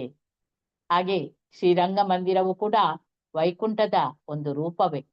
ಈ ಶ್ರೀರಂಗನಾಥನು ಅವನು ಪರಮಪದದಲ್ಲಿ ನಿತ್ಯ ಸುರಿಗಳೊಂದಿಗೆ ನಿತ್ಯವಾಸ ಮಾಡುವಂತಹ ಪರಮೇಶ್ವರವನು. ವಿಮಾನ ಪ್ರಣವ ರೂಪದಲ್ಲಿ ಅಲಂಕರಿಸಿರುವುದು, ಮತ್ತೆ ಅದಕ್ಕೆ 4 ಗೋಪುರಗಳು, 4 ವೇದಗಳು ಆ ರೀತಿ ಇದೆ. 4 ಗೋಪುರಗಳು 4 ವೇದಗಳನ್ನು ಸೂಚಿಸುವಂತಹದ್ದು. ಹಾಗೆ ಶ್ರೀರಂಗ ಸಾಯಿ ಭಗವಂತನು ಆ ಪ್ರಣವದ ಅರ್ಥವನ್ನು ಅಲ್ಲಿ ಪ್ರಕಾಶ ಮಾಡ್ತಾನೆ. ಹರೇ ಕೃಷ್ಣ ಅಲ್ಲಿ ಹೇಳ್ತಾನೆ. ಹಾಗೆ ಈ ಶ್ಲೋಕದ ಅರ್ಥವನ್ನು ತಿಳಿದ ರಾಜನು ತಿರುಮುದಿಕೊರಾಯಿ ಅಲ್ವಾ ಆ ವೃಕ್ಷದ ಪಶ್ಚಿಮ ಭಾಗದಲ್ಲಿ ಇದನ್ನೆಲ್ಲ ಪುನಃಸ್ಥಾಪಿಸ್ಬೇಕು ಅಂತ ಹೇಳಿ ಆದೇಶ ಮಾಡ್ತಾನೆ. ಆದ್ರೆ ಭಗವಂತ ಆ ದಿವಸ ಅವನಿಗೆ ಕನಸಿನಲ್ಲಿ ದರ್ಶನ ನೀಡ್ತಾನೆ. ತಾನು ನಿಜವಾಗಿ ಅಡಗಿರುವಂತಹ ಸ್ಥಳವನ್ನು ಅವನಿಗೆ ಕನಸಿನಲ್ಲಿ ತೋರಿಸ್ತಾನೆ. ಅವನು ಬೆಳಗಿನ ಜಾವ ರಾಜ ಎದ್ದು ಆ ಸ್ಥಳಕ್ಕೆ ಹುಡುಕಿಕೊಂಡು ಹೋಗಿ ಆ ದಿವ್ಯ ಮಣಿಗಳಿಂದ ಪ್ರಕಾಶಮಾನವಾದ ಶ್ರೀರಂಗ ವಿಮಾನವನ್ನು ಕಾಣ್ತಾನೆ. ಆತ ಆ ಪ್ರದೇಶವನ್ನೆಲ್ಲ ಶುದ್ಧಿಗೊಳಿಸ್ತಾನೆ. ಆಮೇಲೆ ದೇವಸ್ಥಾನದ ಈ ಅವಶ್ಯಕ ಭಾಗಗಳನ್ನು ಎಲ್ಲ ನಿರ್ಮಿಸ್ತಾನೆ. ತೋಟಗಳನ್ನೆಲ್ಲ ಮಾಡ್ತಾನೆ. ಅಲ್ಲಿ ನಿತ್ಯ ಪೂಜೆ ವ್ಯವಸ್ಥೆಯನ್ನೆಲ್ಲ ಸ್ಥಾಪಿಸ್ತಾನೆ. ಹೀಗೆ ದೇವಾಲಯವು ತಿರುಪತಿ ಅಂತ ಹೇಳಿ ಅಲ್ಲಿ ಪ್ರಸಿದ್ಧಿ ಆಯಿತು. ಧರ್ಮದ ನಂತರದ ಕಿಳಿ ಚೋಳ ಹಾಗೂ ಇತರ ರಾಜರು ಈ ದೇವಾಲಯಕ್ಕೆ ಅಪಾರ ಕಾಣಿಕೆಗಳನ್ನೆಲ್ಲ ನೀಡ್ತಾರೆ. ಹಾಗೆ ಮುಂದೆ ಆಳ್ವರ ಅವರ ಎಲ್ಲ ಭಕ್ತಿ ಚಳವಳಿ ಹೇಗಿತ್ತಂದ್ರೆ, ಚೋಳರ ಕಾಲದಲ್ಲಿ ಬೌದ್ಧ ಮತ್ತೆ ಜೈನ ಧರ್ಮಗಳ ಪ್ರಭಾವ ಹೆಚ್ಚಿದಾಗ ವೈಷ್ಣವ ಶೈವ ಭಕ್ತರು ಪುನರ್ಜೀವನ ಚಳವಳಿಯನ್ನು ಪ್ರಾರಂಭಿಸ್ತಾರೆ. ಈ ಚಟುವಟಿಕೆಗೆ ಪ್ರಾಣ ತುಂಬಿದವರು ಆಳ್ವರುಗಳು. ಅವರು ಭಗವಂತನಿಗೆ ತಮಿಳಿನಲ್ಲಿ ಭಕ್ತಿಪರ ಪದ್ಯಗಳನ್ನು ರಚಿಸಿ ಜನಮನದಲ್ಲಿ ದೇವಭಕ್ತಿ ಜಾಗೃತಗೊಳಿಸಿ ಬಿಟ್ರು. ಹಾಗೆ ಈ ಪದ್ಯಗಳು ನಂತರ ಈ ನಾಲಾಯಿರ ಎಂಬ ದಿವ್ಯ ಪ್ರಬಂಧವನ್ನು ಅದು ಮಹಾಗ್ರಂಥವಾಗಿ ಪಟ್ಟಿತ್ತು. ಆಮೇಲೆ ಆಳ್ವರುಗಳು ತಮ್ಮ ವಾದ್ಯಗಳಲ್ಲಿ ಭಗವಂತನನ್ನು ಕೀರ್ತಿಸಿದ ಆ ಸ್ಥಳಗಳನ್ನು ದಿವ್ಯ ದೇಶಗಳು ಅಂತ ಹೇಳಿ ಕರೆದ್ರು. ಎಲ್ಲಾ ಆಳ್ವರುಗಳು ಕೂಡ ಶ್ರೀರಂಗ ಕ್ಷೇತ್ರವನ್ನು ಹಾಡ್ತಾರೆ, ರಚಿಸಿದ್ದಾರೆ. ಪದ್ಯವನ್ನು ಕೂಡ ಅವರು ರಚಿಸಿದ್ದಾರೆ. ಹೀಗಾಗಿ ಶ್ರೀರಂಗಂ ದಿವ್ಯ ದೇಶಗಳಲ್ಲಿ ಅತ್ಯಂತ ಪವಿತ್ರವಾದ ಒಂದು ಪ್ರಥಮ ಸ್ಥಳ, ಮೊದಲನೆಯ ಸ್ಥಳ ಆಗಿತ್ತು. ಹಾಗೆ ಮುಂದೆ ಹೋದಾಗ ಅವರಿಗೆ ಅರ್ಪಿಸಿದಂತಹ ಪದ್ಯಗಳು ಸಾಧಾರಣ 242 ಪದ್ಯಗಳು ಇದ್ದವು. ಅದನ್ನು ಶ್ರೀರಂಗನಾಥನಿಗೆ ಅಂತಲೇ ಅರ್ಪಿಸಿದ್ದಾರೆ. ಅದನ್ನು ಯಾರೆಲ್ಲ ಬರ್ದ್ರು ಅಂತ ಹೇಳಿದ್ರೆ, ಪೆರಿಯಾಲ್ಪಾರ್, ಅಂಡಾಳ್, ಕುಲಶೇಖರ ಆಳ್ವರ್, ತಿರುಮಲೇಸ ಆಳ್ವರು, ಮತ್ತೆ ತೋಡರ ಡಿಪೋಡಿ ಆಳ್ವರ್, ತಿರುಪಣ್ಣ ಆಳ್ವರು, ತಿರುಮಂಗೈ ಆಳ್ವರು, ಹಾಗೆ ಪೊಯ್ಗೆ ಆಳ್ವರು, ಭೂತ ತಳ್ವಾರ್, ತೇಯಾಳ್ವಾರ್, ನಮ್ಮ ಆಳ್ವಾರು ಅಂತ ಹೇಳಿ ಒಟ್ಟು 247. ಹಾಗೆ ಎಲ್ಲಾ ಆಚಾರ್ಯರು ಕೂಡ ಶ್ರೀ ರಂಗನಾಚಿಯರ ಕುರಿತು ಸ್ತೋತ್ರಗಳನ್ನು ಕೂಡ ಮಾಡಿದ್ದಾರೆ. ವೇದಾಂತ ದಾರ್ಶಿಕರು ಎಲ್ಲ ಭಗವಂತನ ಆ ಪಾದುಕೆಯ ಕುರಿತು ಪ್ರಸಿದ್ಧವಾದ ಪಾದುಕಾ ಸಹರ್ಷಂ ಎಂಬ 1008 ಶ್ಲೋಕಗಳ ಕೃತಿಯನ್ನು ಕೂಡ ಅಲ್ಲಿ ಬರೆದಿದ್ದಾರೆ. ಹೀಗೆ ದೇವಾಲಯದ ಆ ಚೋಳ ಅವರ ಕಾಲದ ಬೆಳವಣಿಗೆ ಈ ರೀತಿ ಇತ್ತು ಅಂತೇಳಿ ತಿರುಮಲೆ ಶೈವ ಆಳ್ವರ ಪದ್ಯಗಳಲ್ಲಿ ಅದನ್ನು ಹಲವಾರು ಬಾರಿ ಆ ಕಾವೇರಿ ಮತ್ತು ಕೊಳಿಡಂ ಆ ನದಿಗಳ ನಡುವೆ ಸುಂದರವಾಗಿ ನೆಲೆಸಿರುವಂತಹ ರಂಗಮಂದಿರ ಮತ್ತೆ ಅದರ ಸುಗಂಧ ತೋಟಗಳು, ತೀರ್ಥಗಳು ಅದೆಲ್ಲ ಆ ಭಕ್ತರ ಭಾವನೆಯನ್ನು ಅಲ್ಲಿ ಕೀರ್ತಿಸ್ತದೆ. ಹಾಗೆ ತಿರುಮಂಗೈ ಆಳ್ವರು ದೇವಾಲಯದ ಅನೇಕ ಗೋಪುರಗಳು, ಆವರಣಗಳು ಹಾಗೂ ದಶಾವತಾರ ಮಂದಿರವನ್ನು ಪುನರ್ ನಿರ್ಮಿಸಿ ಅಧ್ಯಯನೋತ್ಸವ ಅಂದ್ರೆ ಆಳ್ವರ ಪದ್ಯಗಳ ಪಾರಾಯಣ ಉತ್ಸವವನ್ನು ಕೂಡ ಅಲ್ಲಿ ಪ್ರಾರಂಭಿಸಿದರು. ಇಲ್ಲಿ ಚೋಳರು, ಪಲ್ಲವರು, ಅನಂತರದ ಚೋಳರು, ಆಮೇಲೆ ಪಾಂಡ್ಯರು, ಹೊಯ್ಸಳರು, ವಿಜಯನಗರ ಸಾಮ್ರಾಟರು ಮತ್ತೆ ನಾಯಕರ ರಾಜರು ದೇವಾಲಯಕ್ಕೆ ಅನೇಕ ಕಾಣಿಕೆಗಳನ್ನೆಲ್ಲ ಕೊಟ್ಟಿದ್ದಾರೆ. ಈ ದೇವಾಲಯವು ಆ ಕಾಲದಲ್ಲಿ ಆಧ್ಯಾತ್ಮಿಕ, ಸಾಂಸ್ಕೃತಿಕ ಮತ್ತೆ ಸಾಮಾಜಿಕ ಒಂದು ಕೇಂದ್ರ ಕೂಡ ಆಗಿತ್ತು.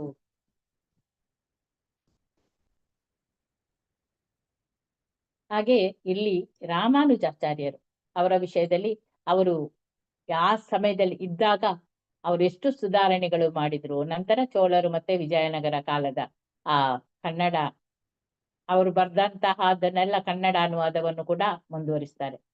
ಹೀಗೆ ರಾಮಾನುಜಾಚಾರ್ಯರು ಮಾಡಿದಂತಹ ಸುಧಾರಣೆಗಳು, ಅವರು ಮಾಡಿದಂತಹ ಅವತರಣ ಈಗಲೂ ಅಲ್ಲಿ ಅವರದು ಆ ಒಂದು ದೇವಸ್ಥಾನದ ಬದಿಯಲ್ಲಿ ಅವರನ್ನು ಇಟ್ಟಿದ್ದಾರೆ. ಅವರನ್ನು ಹಾಗೆ ಅದನ್ನು ನೋಡ್ಲಿಕ್ಕೆ ಅದು ಬೆಳವಣಿಗೆ ಆಗ್ತಾ ಇರ್ತದೆ ಅಂತೆ.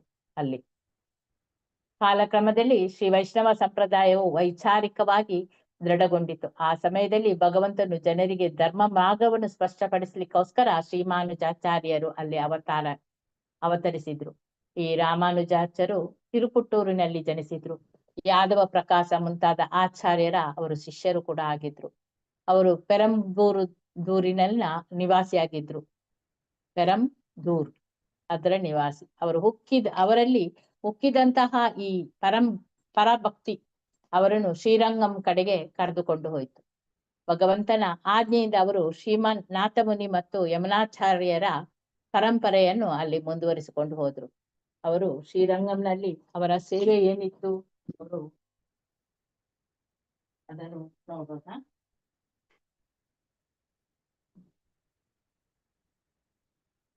ಅಂತ ಹೇಳಿದ್ರೆ ರಾಮಾನುಜಾಚಾರ್ಯರು ಅವರು ಶ್ರೀರಂಗ ಕ್ಷೇತ್ರಕ್ಕೆ ಬಂದಾಗ ದೇವಾಲಯ ಅದು ಸಾಂಪ್ರದಾಯಿಕ ಪೂಜಾ ಕ್ರಮ ಮತ್ತೆ ನಿಯಮಗಳಲ್ಲಿ ಏಕತೆಯನ್ನು ಕಳೆದುಕೊಂಡಿತ್ತು. ಈಗ ಅವರು ಅದನ್ನು ಪುನರ್ಶೋಧಿಸಿ ಆಗಮ ಶಾಸ್ತ್ರಗಳ ಅನುಸಾರ ಪೂಜಾ ಕ್ರಮವನ್ನು ಸ್ಥಾಪನೆ ಮಾಡ್ತಾರೆ.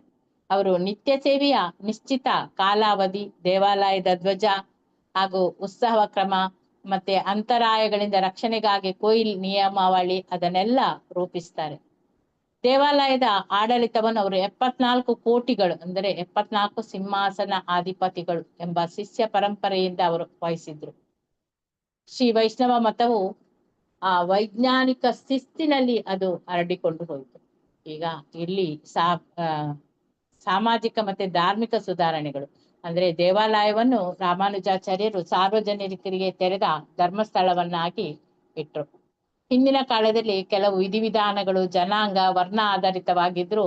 ಅವರು ಎಲ್ಲರಿಗೂ ಸಮಾನ ಸೇವೆಯ ಅವಕಾಶವನ್ನು ಅಲ್ಲಿ ನೀಡಿದ್ರು. ಇದೇ ಅವರ ಪ್ರಸಿದ್ಧ ನುಡಿ. ಎಲ್ಲರೂ ಕೂಡ ಭಗವಂತನ ದಾಸರು, ಭಗವಂತನ ಸೇವೆಯಲ್ಲಿ ಭೇದವಿಲ್ಲ. ಇದನ್ನು ರಾಮಾನುಜಾಚಾರ್ಯರು ಯಾವಾಗ್ಲೂ ಹೇಳ್ತಿದ್ರು. ಅವರು ಆಳ್ವಾರುಗಳ ದಿವ್ಯ ಪ್ರಬಂಧಗಳನ್ನು ದೇವಸ್ಥಾನದಲ್ಲಿ ಪಾರಾಯಣ ಮಾಡಲು ವ್ಯವಸ್ಥೆ ಮಾಡಿದ್ರೆ, ವೇದ ಪಾರಾಯಣ ಮತ್ತು ತಮಿಳು ಪದ್ಯಗಳ ಪಾರಾಯಣ ಎರಡನ್ನೂ ಕೂಡ ಸಮ ಪ್ರಾಮುಖ್ಯತೆವಾಗಿ ಸ್ಥಾಪಿಸಿದ್ರು. ಅವರ ಕಾಲದಿಂದಲೇ ಅಧ್ಯಯನ ಉತ್ಸವ ಅಂತ ಮೃಗಶಿರ ಮಾಸ ಅಲ್ಲಿ ಆ ಉತ್ಸವವನ್ನು ಮಾಡ್ತಾರೆ. ದೇವಾಲಯದ ಪ್ರಮುಖ ಆಚರಣೆ ಕೂಡ ಅದು ಆಗಿತ್ತು. ಈಗ ಚೋಳ ರಾಜರಿಂದ ಹಿಂಸೆ. ರಾಮಾನುಜರ ಆ ಕಾಲದಲ್ಲಿ ಚೋಳ ವಂಶದ ರಾಜನಾದ ಕುರುತ ಚೋಳ ಅಂತೇಳಿ ಅಂದ್ರೆ ಕ್ರೂರ ಚೋಳ, ಅವನು ಶೈವ ಮತದ ಭಕ್ತ. ಆತನು ವೈಷ್ಣವರ ಮೇಲೆ ಕಠಿಣ ಕ್ರಮ ತೆಗೆದುಕೊಳ್ತಾನೆ. ರಾಮಾನುಜಾಚಾರ್ಯರು ಶೈವ ಧರ್ಮ ಸ್ವೀಕರಿಸಬೇಕು ಅಂತ ಹೇಳಿ ಬಲವಂತ ಮಾಡ್ತಾನೆ. ಆದ್ರೆ ಭಕ್ತರ ಸಲಹೆ ಮೇರೆಗೆ ರಾಮಾನುಜರು ಅವರು ಶ್ರೀರಂಗಂನಿಂದ ನಿರ್ಗಮಿಸಿ ಮೇಲ್ಕೋಟೆಗೆ ಬರ್ತಾರೆ. ತಿರುನಾರಾಯಣಪುರದು ಅಲ್ಲಿಗೆ ತೆರಳ್ತಾರೆ. ಆಮೇಲೆ ಅಲ್ಲಿ ಅವರ ಅನೇಕ ವರ್ಷಗಳ ಅಲ್ಲಿ ಕಳೀತಾರೆ. ಶ್ರೀನಾರಾಯಣ ದೇವರ ಆರಾಧನೆ ಮಾಡ್ತಾರೆ. ಆಮೇಲೆ ಆ ಪ್ರದೇಶದ ಜನರಿಗೆಲ್ಲ ಭಕ್ತಿ ತತ್ವವನ್ನು ಕೂಡ ಬೋಧಿಸ್ತಾರೆ. ಹೀಗೆ ರಾಮಾನುಜಾಚಾರ್ಯರು ಮತ್ತೆ ವಾಪಸ್ ಮತ್ತು ವಿಜಯನಗರರ ಕಾಲದಲ್ಲಿ ಬರುವುದು. ಚೋಳರ ಪತನದ ನಂತರ ರಾಮಾನುಜರು ಪುನಃ ಶ್ರೀರಂಗಂಗೆ ಹಿಂದಿರುಗಿ ದೇವಾಲಯದ ಕಾರ್ಯಗಳನ್ನೆಲ್ಲ ಪುನರಾರಂಭಿಸುತ್ತಾರೆ. ಅವರ ಶಿಷ್ಯರು ದೇವಸ್ಥಾನದ ವ್ಯಾಪ್ತಿ ಅದನ್ನು ವಿಸ್ತರಿಸಿ ನೂರಾರು ಮಂದಿರಗಳು, ಮಠಗಳು ಅದನ್ನೆಲ್ಲ ನಿರ್ಮಿಸ್ತಾರೆ. ರಾಮಾನುಜರು ದೇವಾಲಯಗಳಲ್ಲಿ ತಮ್ಮ ತಿರುಮೇನಿಯನ್ನು ತ್ಯಜಿಸಿದ್ರು ಕೂಡ ಅವರ ಶರೀರವು ಅಕ್ಷಯಾವಸ್ಥೆಯಲ್ಲಿ ಇಂದಿಗೂ ಅಲ್ಲಿ ದೇವಾಲಯದಲ್ಲಿ ಕಾಣಸಿಗ್ತದೆ. ಅದು ಶ್ರೀರಾಮಾನುಜ ಸನ್ನಿಧಿಯಲ್ಲಿ, ಅಂದ್ರೆ ಅಲ್ಲಿ ದೇವಸ್ಥಾನದ ಪಕ್ಕದಲ್ಲೇ ಅವರನ್ನು ಅಲ್ಲಿ ಇಟ್ಟಿದ್ದಾರೆ. ಹಾಗೆ ಇಟ್ಟಿದ್ದಾರೆ. ಅವರ ದೇಹವನ್ನೇನು ಇದ್ ಮಾಡ್ಲಿಲ್ಲ, ಬಿಸಾಡ್ಲಿಲ್ಲ ಅಥವಾ ಏನು ಮಾಡ್ಲಿಲ್ಲ, ಮಣ್ಣು ಮಾಡ್ಲಿಲ್ಲ, ಸುಡ್ಲಿಲ್ಲ, ಏನಿಲ್ಲ. ಅವ್ರು ಹಾಗೇ ಇದ್ದಾರೆ. ಅದು ಬೆಳವಣಿಗೆ ಆಗ್ತಾ ಆಗ್ತಾ ಬರ್ತಾ ಇದೆ, ದೊಡ್ಡ ಆಗ್ತಾ ಇದೆ. ನಂತರದ ಕಾಲದಲ್ಲಿ ವಿಜಯನಗರ ಸಾಮ್ರಾಟರು ಅವರು ವಿಶೇಷವಾಗಿ ಕೃಷ್ಣದೇವರಾಯ ದೇವಾಲಯಕ್ಕೆ ಅಪಾರ ಕಾಣಿಕೆಗಳನ್ನೆಲ್ಲ ಕೊಟ್ರು. ಅವರು ಅನೇಕ ಗೋಪುರಗಳು, ಮಂಟಪಗಳು, ಆಮೇಲೆ ಉತ್ಸವ ವೈಭವವನ್ನೆಲ್ಲ ಪುನರ್ಜೀವನಗೊಳಿಸಿದ್ರು. ನಂತರ ದೇವಾಲಯಕ್ಕೆ ಆರ್ಥಿಕ ಸಂಪತ್ತು, ಧಾರ್ಮಿಕ ಕೇಂದ್ರತ್ವ ಮತ್ತು ಕಲಾತ್ಮಕ ಶೈಲಿ ವಿಜಯನಗರದ ಆಶ್ರಯದಲ್ಲಿ ಪುನಃ ಅದು ಶೃಂಗಕ್ಕೆ ಏರಿತು. ಈಗ ಇಲ್ಲಿ ಅಪವಿತ್ರ ಮತ್ತೆ ಪಾರಂಪರೆ ಬಗ್ಗೆ, ಇಲ್ಲಿ ರಾಮಾನುಜರಿಂದ ಸ್ಥಾಪಿತವಾದಂತಹ ಸಂಪ್ರದಾಯ ಇಂದಿಗೂ ಅಲ್ಲಿ ಶ್ರೀರಂಗಂನಲ್ಲಿ ಜೀವಂತವಾಗಿ ಇದೆ. ಪ್ರತಿದಿನ ದೇವಾಲಯದಲ್ಲಿ ವೇದ ಪಾರಾಯಣ ಆಗ್ತದೆ. ಆಮೇಲೆ ದಿವ್ಯ ಪ್ರಬಂಧ ಪಠಣ ಆಗ್ತದೆ. ನಿತ್ಯ ಸೇವೆ ನಡೀತದೆ, ಉತ್ಸವ ನಡೀತದೆ. ಇದೆಲ್ಲ ಕ್ರಮಬದ್ಧವಾಗಿ ನಡೀತದೆ. ಅವರ ಧರ್ಮದ ಆಧಾರ ವಾಕ್ಯ ಅಂದ್ರೆ ತಾನೊಬ್ಬನೇ ಪರಮೇಶ್ವರನು, ಎಲ್ಲರೂ ಅವನ ಸೇವಕರು. ಇಂದಿಗೂ ವೈಷ್ಣವ ಸಂಪ್ರದಾಯ ನಡಿಗೆಯಂತೆ ಅಲ್ಲಿ ಈ ಧರ್ಮದ ಆಧಾರ ವಾಕ್ಯ ನಡೆದುಕೊಂಡು ಬರ್ತಾ ಇದೆ.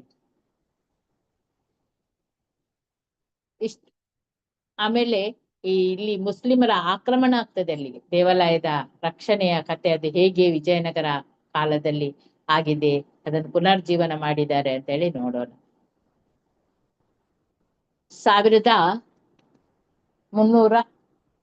1311ರಲ್ಲಿ ಕ್ರಿಸ್ತ ಶಕ, ನಂತರ 1312 ಆ ಸಮಯದಲ್ಲಿ ಮಲ್ಲಿಕ್ ಕಪೂರ್ ಮತ್ತೆ ಉಲ್ಲಾ ಖಾನ್ ಆ ನೇತೃತ್ವದ ಮುಸ್ಲಿಂ ಪಡೆಗಳು ಶ್ರೀರಂಗಂ ಮೆಡೆಗೆ ದಾಳಿ ಮಾಡಿದ್ರು. ಎಷ್ಟೋ ವರ್ಷಗಳ ಹಿಂದೆ. ಮೊದಲ ಬಾರಿಗೆ ಅಲ್ಲಿ ಬಂಗಾರದ ವರಗಳು ಮತ್ತು ದೇವಾಲಯದ ನವಮಣಿಗಳು ಅದನ್ನು ದೋಚಲ್ಪಟ್ಟಿತ್ತು. ಭಕ್ತರ ಆರಾಧನಾ ಕ್ರಮಗಳು ನಿಂತಿಲ್ಲ ಆದ್ರೂ ಕೂಡ. ಎರಡನೆಯ ದಾಳಿಯು ಕೂಡ ತುಂಬಾ ಭಯಾನಕ ಆಯಿತು. ಆ ಸಮಯದಲ್ಲಿ ದೇವಾಲಯದ ಆ ಪವಿತ್ರ ಸ್ಥಳವನ್ನೇ ಗೆರೆಯಾಗಿ ಬಳಸಲಾಯಿತು. ಮೂರನೆಯ ದಾಳಿಯಲ್ಲಿ ಅಂದ್ರೆ 1331 ಆ ಸಮಯದಲ್ಲಿ ಪ್ರಕ್ರಿಯಾ ಪ್ರತಿಮೆಯಾದ ಉತ್ಸವ ಮೂರ್ತಿ ಶ್ರೀರಂಗನಾಥ ಸ್ವಾಮಿಯನ್ನು ಪಿಳ್ಳೈ ಲೋಕಾಚಾರ್ಯರು ಅವರು ಹಾಗೂ ಭಕ್ತರು ಸುರಕ್ಷಿತವಾಗಿ ಸ್ಥಳಾಂತರಿಸಿದ್ರು. ಅಂದಿನ ಉತ್ಸಾಹಭರಿತ ಭಕ್ತರ ಶ್ರದ್ಧೆಯಿಂದ ದೇವರ ಪ್ರತಿಮೆ ವಿವಿಧ ಕ್ಷೇತ್ರಗಳಲ್ಲಿ ಸಂಚರಿಸಿತು. ದಕ್ಷಿಣದಿಂದ ಉತ್ತರದವರೆಗೆ 40 ವರ್ಷಗಳ ಕಾಲ ದೇವರು ಅಂತರಾಳದಲ್ಲಿ ಇದ್ದಾರೆಂದು ಆ ಮಾತು ಪ್ರಸಿದ್ಧವಾಗಿದೆ. ಆ ಬಳಿಕ ವಿಜಯನಗರ ಸಾಮ್ರಾಟವು ಕಂಪಣ್ಣ ಉಡಯಾರ್ ಅಂದ್ರೆ ಗೋಪಣ್ಣ ಉಡಯಾರ್ ಅಂತೇಳಿ ಅವರು 1371ರಲ್ಲಿ ಕ್ರಿಸ್ತ ಶಕದಲ್ಲಿ ಅಲ್ಲಿ ಮುಸ್ಲಿಂ ಪ್ರಭುತ್ವವನ್ನು ಸೋಲಿಸಿ ದಕ್ಷಿಣವನ್ನು ಜಯಿಸ್ತಾರೆ. ತದನಂತರ ತಿರುಪತಿಯಲ್ಲಿ ಸಂರಕ್ಷಿಸಲ್ಪಟ್ಟಿದ್ದ ಉತ್ಸವ ಮೂರ್ತಿಯನ್ನು ಕೂಡ ಗೌರವಪೂರ್ವಕವಾಗಿ ರಂಗಂಗೆ ವಾಪಸ್ ತರ್ತಾರೆ. ಈ ಪುನರ್ಸ್ಥಾಪನೆ ಕ್ರಿಸ್ತ ಶಕ ಅದು 1293ರಲ್ಲಿ 12ನೇ ಮೇ, ಹಾಗೆ 1371ರಂದು ವೈಕಾಸಿ ಮಾಸದ 17ನೆಯ ದಿನದಂದು ಅಲ್ಲಿ ನಡೀತದೆ. ಈ ಮಹೋತ್ಸವದ ಸಂದರ್ಭದಲ್ಲಿ ಸ್ವಾಮಿ ವೇದಾಂತ ದೇಶಿಕರು 2 ಸಂಸ್ಕೃತ ಶ್ಲೋಕಗಳನ್ನು ರಚಿಸಿದ್ರು. ದೇವಾಲಯದ ಗೋಡೆಗಳ ಮೇಲೆ ಅದು ಈಗ ಸಹ ಅಲ್ಲಿ ಇದೆ, ಶಾಶ್ವತವಾಗಿ ಲಿಪಿಬದ್ಧಗೊಳಿಸಿದ್ರು. ಪುನರ್ಸ್ಥಾಪನೆಯ ಅನಂತರ ವೇದಾಂತ ದೇಶಿಕರು ಮತ್ತು ಶ್ರೀರಂಗದಲ್ಲಿಯೇ ವಾಸ್ತವ್ಯ ಬಿಟ್ಟು ಶಾಂತ ಧ್ಯಾನಪರ ಜೀವನವನ್ನು ಅಲ್ಲಿ ಮಾಡ್ತಾ ಇದ್ರು. ಅಲ್ಲಿ ಅವರು ರಹಸ್ಯತ್ರಯ ಸಾರ ಎಂಬ ಪ್ರಸಿದ್ಧ ಗ್ರಂಥವನ್ನು ರಚಿಸಿದ್ರು. ಅದನ್ನು ಶ್ರೀರಂಗನಾಥನಿಗೆ ಅವರು ಸಮರ್ಪಿಸಿದ್ರು.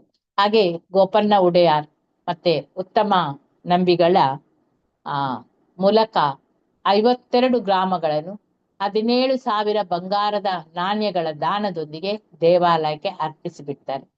ಹೀಗೆ ವಿಜಯನಗರ ಸೇನಾ ನಾಯಕ ಅಲ್ಲಿ ಸಲಿವ ಮಂಗಯ್ಯು ಮತ್ತು 60,000 ಮಡಕೆಗಳ ಬಂಗಾರವನ್ನು ಕೊಡ್ತಾರೆ ಅವರು. ದೇವಾಲಯದ 3ನೆಯ ಪ್ರಕಾರದಲ್ಲಿ ಹೊಸ ಧ್ವಜಸ್ತಂಭ ಸ್ಥಾಪನೆ ಆಗ್ತದೆ. ಈ ಪುನರ್ಜೀವನವೇ ತಮಿಳುನಾಡನ್ನು ಮುಸ್ಲಿಂ ಆಳ್ವಿಕೆಯಿಂದ ವಿಮೋಚಿಸಿ ಭಕ್ತಿಯ ಸ್ವರ್ಣ ಯುಗದ ಆರಂಭ ಅಲ್ಲಿ ಆಗ್ತದೆ. ಈ ದಾಳಿಗಳಿಂದ ದೇವಾಲಯದ ಸ್ಥಿತಿ ಸ್ವಲ್ಪ ನಾಶ ಆಗಿತ್ತು. ಪೂಜೆ ಎಲ್ಲ ನಿಂತಿತ್ತು. ರತ್ನರಜತ ವೀರಣ್ಯ ವಸ್ತುಗಳು ಕೂಡ ಕಳವಾಗಿ ಬಿಟ್ಟಿದ್ದವು. ಗೋಡೆಯ ಬಂಗಾರದ ಹಾಳೆಗಳು ಅದು ತೆಗೆದು ಹಾಕಲ್ಪಟ್ಟಿದ್ದವು. ಭೂಮಿಯು ಕಳೆದು ಹೋಗಿತ್ತು ಕೆಲವು. ವಿಜಯನ ಸಾಮ್ರಾಜ್ಯವು ಈ ನಾಶವನ್ನು ತಿಳಿತು. ದೇವಾಲಯದ ಪ್ರಭಾವವನ್ನು ಮರುಸ್ಥಾಪಿಸಲಿಕ್ಕೆ ದೊಡ್ಡ ಕಾರ್ಯವನ್ನೇ ಅಲ್ಲಿ ಮಾಡ್ತದೆ. ಈ ಪುನರ್ನಿರ್ಮಾಣ ಕಾರ್ಯದಲ್ಲಿ ಉತ್ತಮ ನಂಬಿಗಳ ಕುಟುಂಬ ಅತ್ಯಂತ ಪ್ರಾಮಾಣಿಕವಾಗಿ ಮತ್ತು ಧಾರ್ಮಿಕ ನಿಷ್ಠೆಯಿಂದ ಅಲ್ಲಿ ಮಾಡ್ತಾ ಇದೆ. ಹಾಗೆ ವಿಜಯನಗರ ಆ ಕಾಲದ 250ಕ್ಕೂ ಹೆಚ್ಚು ಶಾಸನಗಳು ದೇವಾಲಯದ ಗೋಡೆಗಳಲ್ಲಿ ಅಲ್ಲಿ ಕಾಣಿಸ್ತಾ ಇತ್ತು. ಇದು ದೇವಾಲಯದ ಹಕ್ಕುಗಳನ್ನು, ಭಕ್ತರ ನಂಬಿಕೆಗಳನ್ನು ಇಲ್ಲಿ ಸ್ಪಷ್ಟಪಡಿಸ್ತದೆ. ಕೃಷ್ಣದೇವರಾಯ ಮತ್ತೆ ಅಚ್ಯುತರಾಯ, ಸದಾಶಿವರಾಯ ಇವರೆಲ್ಲ ಶ್ರೀರಂಗಕ್ಕೆ ಆಗಾಗ ಬಂದು ತುಂಬಾ ದಾನಗಳನ್ನು ಕೊಡ್ತಿದ್ರು. ಆ ಅವಧಿಯಲ್ಲಿ ಆಳ್ವಾರ್ ಮತ್ತು ಆಚಾರ್ಯರ ಉಪಮಂದಿರಗಳು, ಗೋಪುರಗಳು, ವಿಶಾಲ ಮಂಟಪಗಳು ನಿರ್ಮಿಸಲ್ಪಟ್ಟವು. ಅಳಗಿಯ ಸಿಂಗಾರ್ ದೇವಾಲಯ, ದಶಾವತಾರ ಮಂದಿರ, ಧನ್ವಂತರಿ ಸ್ಟ್ರೈನ್, ಹಾಗೆ 1000 ಸ್ತಂಭಗಳ ಮಂಟಪ ಮತ್ತು ವಿಜಯನಗರ ಶ್ರದ್ಧೆಯ ನಿದರ್ಶನಗಳು ಇವೆಲ್ಲ ನಡೆಯಿತು. ಈ ಕಾಲದಲ್ಲಿ ದೇವಾಲಯಗಳ ವಿಧಿವಿಧಾನಗಳನ್ನು ನಿಯಂತ್ರಿಸಲಿಕ್ಕೆ ಶ್ರೀರಂಗ ನಾರಾಯಣ ಜಿಯವರ ಪದವಿ ಅಲ್ಲಿ ಸ್ಥಾಪಿಸಲಾಯಿತು. ಮೊದಲ ಜಿಯರಾಗಿದ್ರು ಕೂಡ ಪೂರ ನಾರಾಯಣ ಜಿಯರ್ ಅವರಿಂದ ದೇವಾಲಯದ ಕ್ರಮಗಳು ಕ್ರಮಬದ್ಧವಾಗಿ ನಡೀತಾ ಇತ್ತು. ವೇದಾಂತ ದೇಶಿಕರ ಬಳಿಕ ಅಲ್ಲಿ ಜನಿಸಿದ ಮಾನವಾಳ ಮಾಮುನಿಗಳು, ಅದು 405 ಕ್ರಿಸ್ತಶಕ. ಅಲ್ಲಿ ಭಕ್ತಿ ಭಾವದಿಂದ ಶ್ರೀರಂಗದಲ್ಲಿ ಅವರು ಆಶ್ರಯ ಪಡೆದ್ರು. ಆನಂತರ ವೈಷ್ಣವ ಪರಂಪರೆಯನ್ನು ಮತ್ತೆ ಜೀವಂತಗೊಳಿಸಿ ಈ ಆಚಾರ್ಯ ಪೀಠವನ್ನು ಶ್ರೀರಂಗದಲ್ಲಿ ಪುನಃ ಸ್ಥಾಪಿಸ್ತಾರೆ. ಆಚಾರ್ಯ ಪೀಠವನ್ನೇ ಸ್ಥಾಪಿಸಿಬಿಟ್ರು. 1459 ಅಲ್ಲಿ ನಾರಾಯಣಜಿಯವರು ಅಹೋಬಿಲ ಮಠದ ಪೀಠಾಧಿಪತಿ ಆಗ್ತಾರೆ. ಆ ಕಾಲದಲ್ಲಿ ಕೃಷ್ಣದೇವರಾಯ ಅಲ್ಲಿ ರಾಜ್ಯಪಾಲರಾಗಿದ್ರು. ಜಿಯವರ ಮಧ್ಯಸ್ಥಿಕೆಯಿಂದ ದೇವರ ಜ್ಯೇಷ್ಠ ನಕ್ಷತ್ರದ ಉತ್ಸವ ದಿನ ಅಲ್ಲಿ ಸತಕೋಪಜಿಯವರ ಶಿಷ್ಯರಿಗೆ ಪ್ರಸಾದ ವಿತರಣೆ ಪ್ರತಿಯಾಯ್ತಲ್ಲಿ. ಆನಂತರ ಇದರ ಶಾಸನ ಇಂದಿಗೂ ಕೂಡ 2ನೇ ಆವರಣದ ಪಶ್ಚಿಮ ಗೋಡೆಯಲ್ಲಿ ಲಭ್ಯ. ನೋಡಿದ್ರೆ ಹೋಗುವಾಗ ಅಲ್ಲಿ ನೋಡಿ ಯಾವ್ಯಾವ ಗೋಡೆಯಲ್ಲಿ ಯಾವ್ಯಾವ ಲಭ್ಯ ಇದೆ ಅಂತೇಳಿ. ಏನೋ ತುಂಬಾ ಇದೆ ಗೋಡೆ. ನೋಡೋಣ, ಮತ್ತೆ ಲಾಸ್ಟ್ಗೆ ಹೇಳೋಣ. ಹೀಗೆ ಇನ್ನು ಇಂಗ್ಲಿಷರ ಆಡಳಿತ ಮತ್ತೆ ಆಧುನಿಕ ಶ್ರೀರಂಗ. ವಿಜಯನಗರ ಸಾಮ್ರಾಜ್ಯದ ಶಕ್ತಿ ನಿಧಾನವಾಗಿ ಕುಗ್ಗಿದ ಬಳಿಕ ಮದುರೈ ಮತ್ತೆ ತಂಜಾವೂರಿನ ನಾಯಕರು ಸ್ವತಂತ್ರ ಶಕ್ತಿಗಳಾಗಿ ಅಲ್ಲಿ ಹೊರಹೊಮ್ಮುತ್ತಾರೆ. ಆ ಕಾಲದಲ್ಲಿಯೇ ಶ್ರೀರಂಗದ ಮಹಿಮೆ ಇನ್ನೂ ಕ್ಷೀಣಿಸಲಿಲ್ಲ, ಬದಲಾಗಿ ಅದು ಇನ್ನಷ್ಟು ಅರಳಿ ಬಂತು. ಹಾಗೆ ಅಚ್ಯುತ ನಾಯಕರು ಅವರು ಮಹಾಭಕ್ತರಾಗಿದ್ರು. ಆತನ ಆ ರಾಜಾಸನವನ್ನು ತನ್ನ ಪುತ್ರ ರಘುನಾಥ ನಾಯಕರಿಗೆ ನೀಡಿದ. ತಾನು ಶ್ರೀರಂಗದಲ್ಲಿಯೇ ವಾಸ್ತವ್ಯವಿದ್ದು ದಿನ ಎಲ್ಲ ದೇವರ ಸೇವೆಯಲ್ಲೇ ಕಳೆತಿದ್ರು. ದೇವರ ವಿಮಾನವನ್ನು ಪುನಃ ಬಂಗಾರದ ಹಾಳೆಗಳಿಂದ ಆವರಿಸಿ ಕೆಲವು ಪ್ರಕಾರಗಳ ಆ ಗೋಪುರಗಳನ್ನೆಲ್ಲ ನವೀಕರಿಸಿದ್ರು. ನಂತರ ಮದುರೈ ನಾಯಕರು ತಿರುಚಿರಾಪಳ್ಳಿಯನ್ನು ರಾಜಧಾನಿಯಾಗಿ ಮಾಡಿದ್ರು. ಇದರಿಂದ ಶ್ರೀರಂಗಂಗೆ ಹೊಸ ಒಂದು ಚೈತನ್ಯ ಬಂತು. ಶ್ರೀರಂಗಂನ ಪಂಡಿತರಾದ ವದುಲವಕಿ ದೇಶಿಕರು ಅವರು ರಾಜಗುರುಗಳಾಗಿ ಗೌರವಿಸಲ್ಪಡ್ತಾರೆ. ಅವರ ಪ್ರೇರಣೆಯಿಂದ ವಿಜಯರಂಗ ಚೌಕನಾಥ ಆ ಮಹಾರಾಜರು ದೇವಾಲಯಕ್ಕೆ ಅಪಾರ ದಾನಗಳನ್ನು ನೀಡ್ತಾರೆ. ಹಾಗೆ 3ನೇ ವೇದ ಪಾರಾಯಣ ಮಂಟಪ ಮತ್ತೆ ಚಂದ್ರ ಮಂಟಪದ ಒಳಗಿನ ಕನ್ನಡಿ ಅರೆಯನ್ನು ಕೂಡ ಅವರು ನಿರ್ಮಿಸ್ತಾರೆ. ಈ ನಾಯಕ ಯುಗದಲ್ಲಿ ದೇವಾಲಯಗಳ ಗೋಡೆಗಳು, ಅದರ ಮಂಟಪಗಳು, ಗೋಪುರಗಳು, ವಿಚಿತ್ರವಾದ ಚಿತ್ರಕಲೆಗಳು ಎಲ್ಲ ಅಲ್ಲಿ ಅಭಿವೃದ್ಧವಾಯಿತು. ಒಂದೊಂದು ಗೋಡೆಯಲ್ಲಿರುವಂತಹ ಚಿತ್ರಗಳನ್ನು ನಾವು ನೋಡ್ತಾ ಹೋಗ್ಬೇಕಂತ ಹೇಳಿದ್ರೆ ನಮ್ಗೆ ಅಲ್ಲಿ ದಿನಗಳು ಸಾಕಾಗುವುದಿಲ್ಲ. ಅಷ್ಟು ಚಂದವಾಗಿ ಅಲ್ಲಿ ಒಂದೊಂದಕ್ಕೆ ಒಂದೊಂದು ರೀತಿಯ ಅರ್ಥಗರ್ಭಿತವಾದ ಚಿತ್ರಗಳು ಇದ್ದವು ಅಲ್ಲಿ. ವಿಶೇಷವಾಗಿ ನಾಚಿಯಾರ್ ಸನ್ನಿಧಿಯ ಸುತ್ತಲಿನ ಗೋಡೆಗಳು ಧರ್ಮ ವೀದಿಯ ಮಂಟಪಗಳು ರಾಮಾಯಣ ಮಹಾಭಾರತ ದೃಶ್ಯಗಳಿಂದ ಅಲಂಕರಿಸಲ್ಪಟ್ಟಿತ್ತು.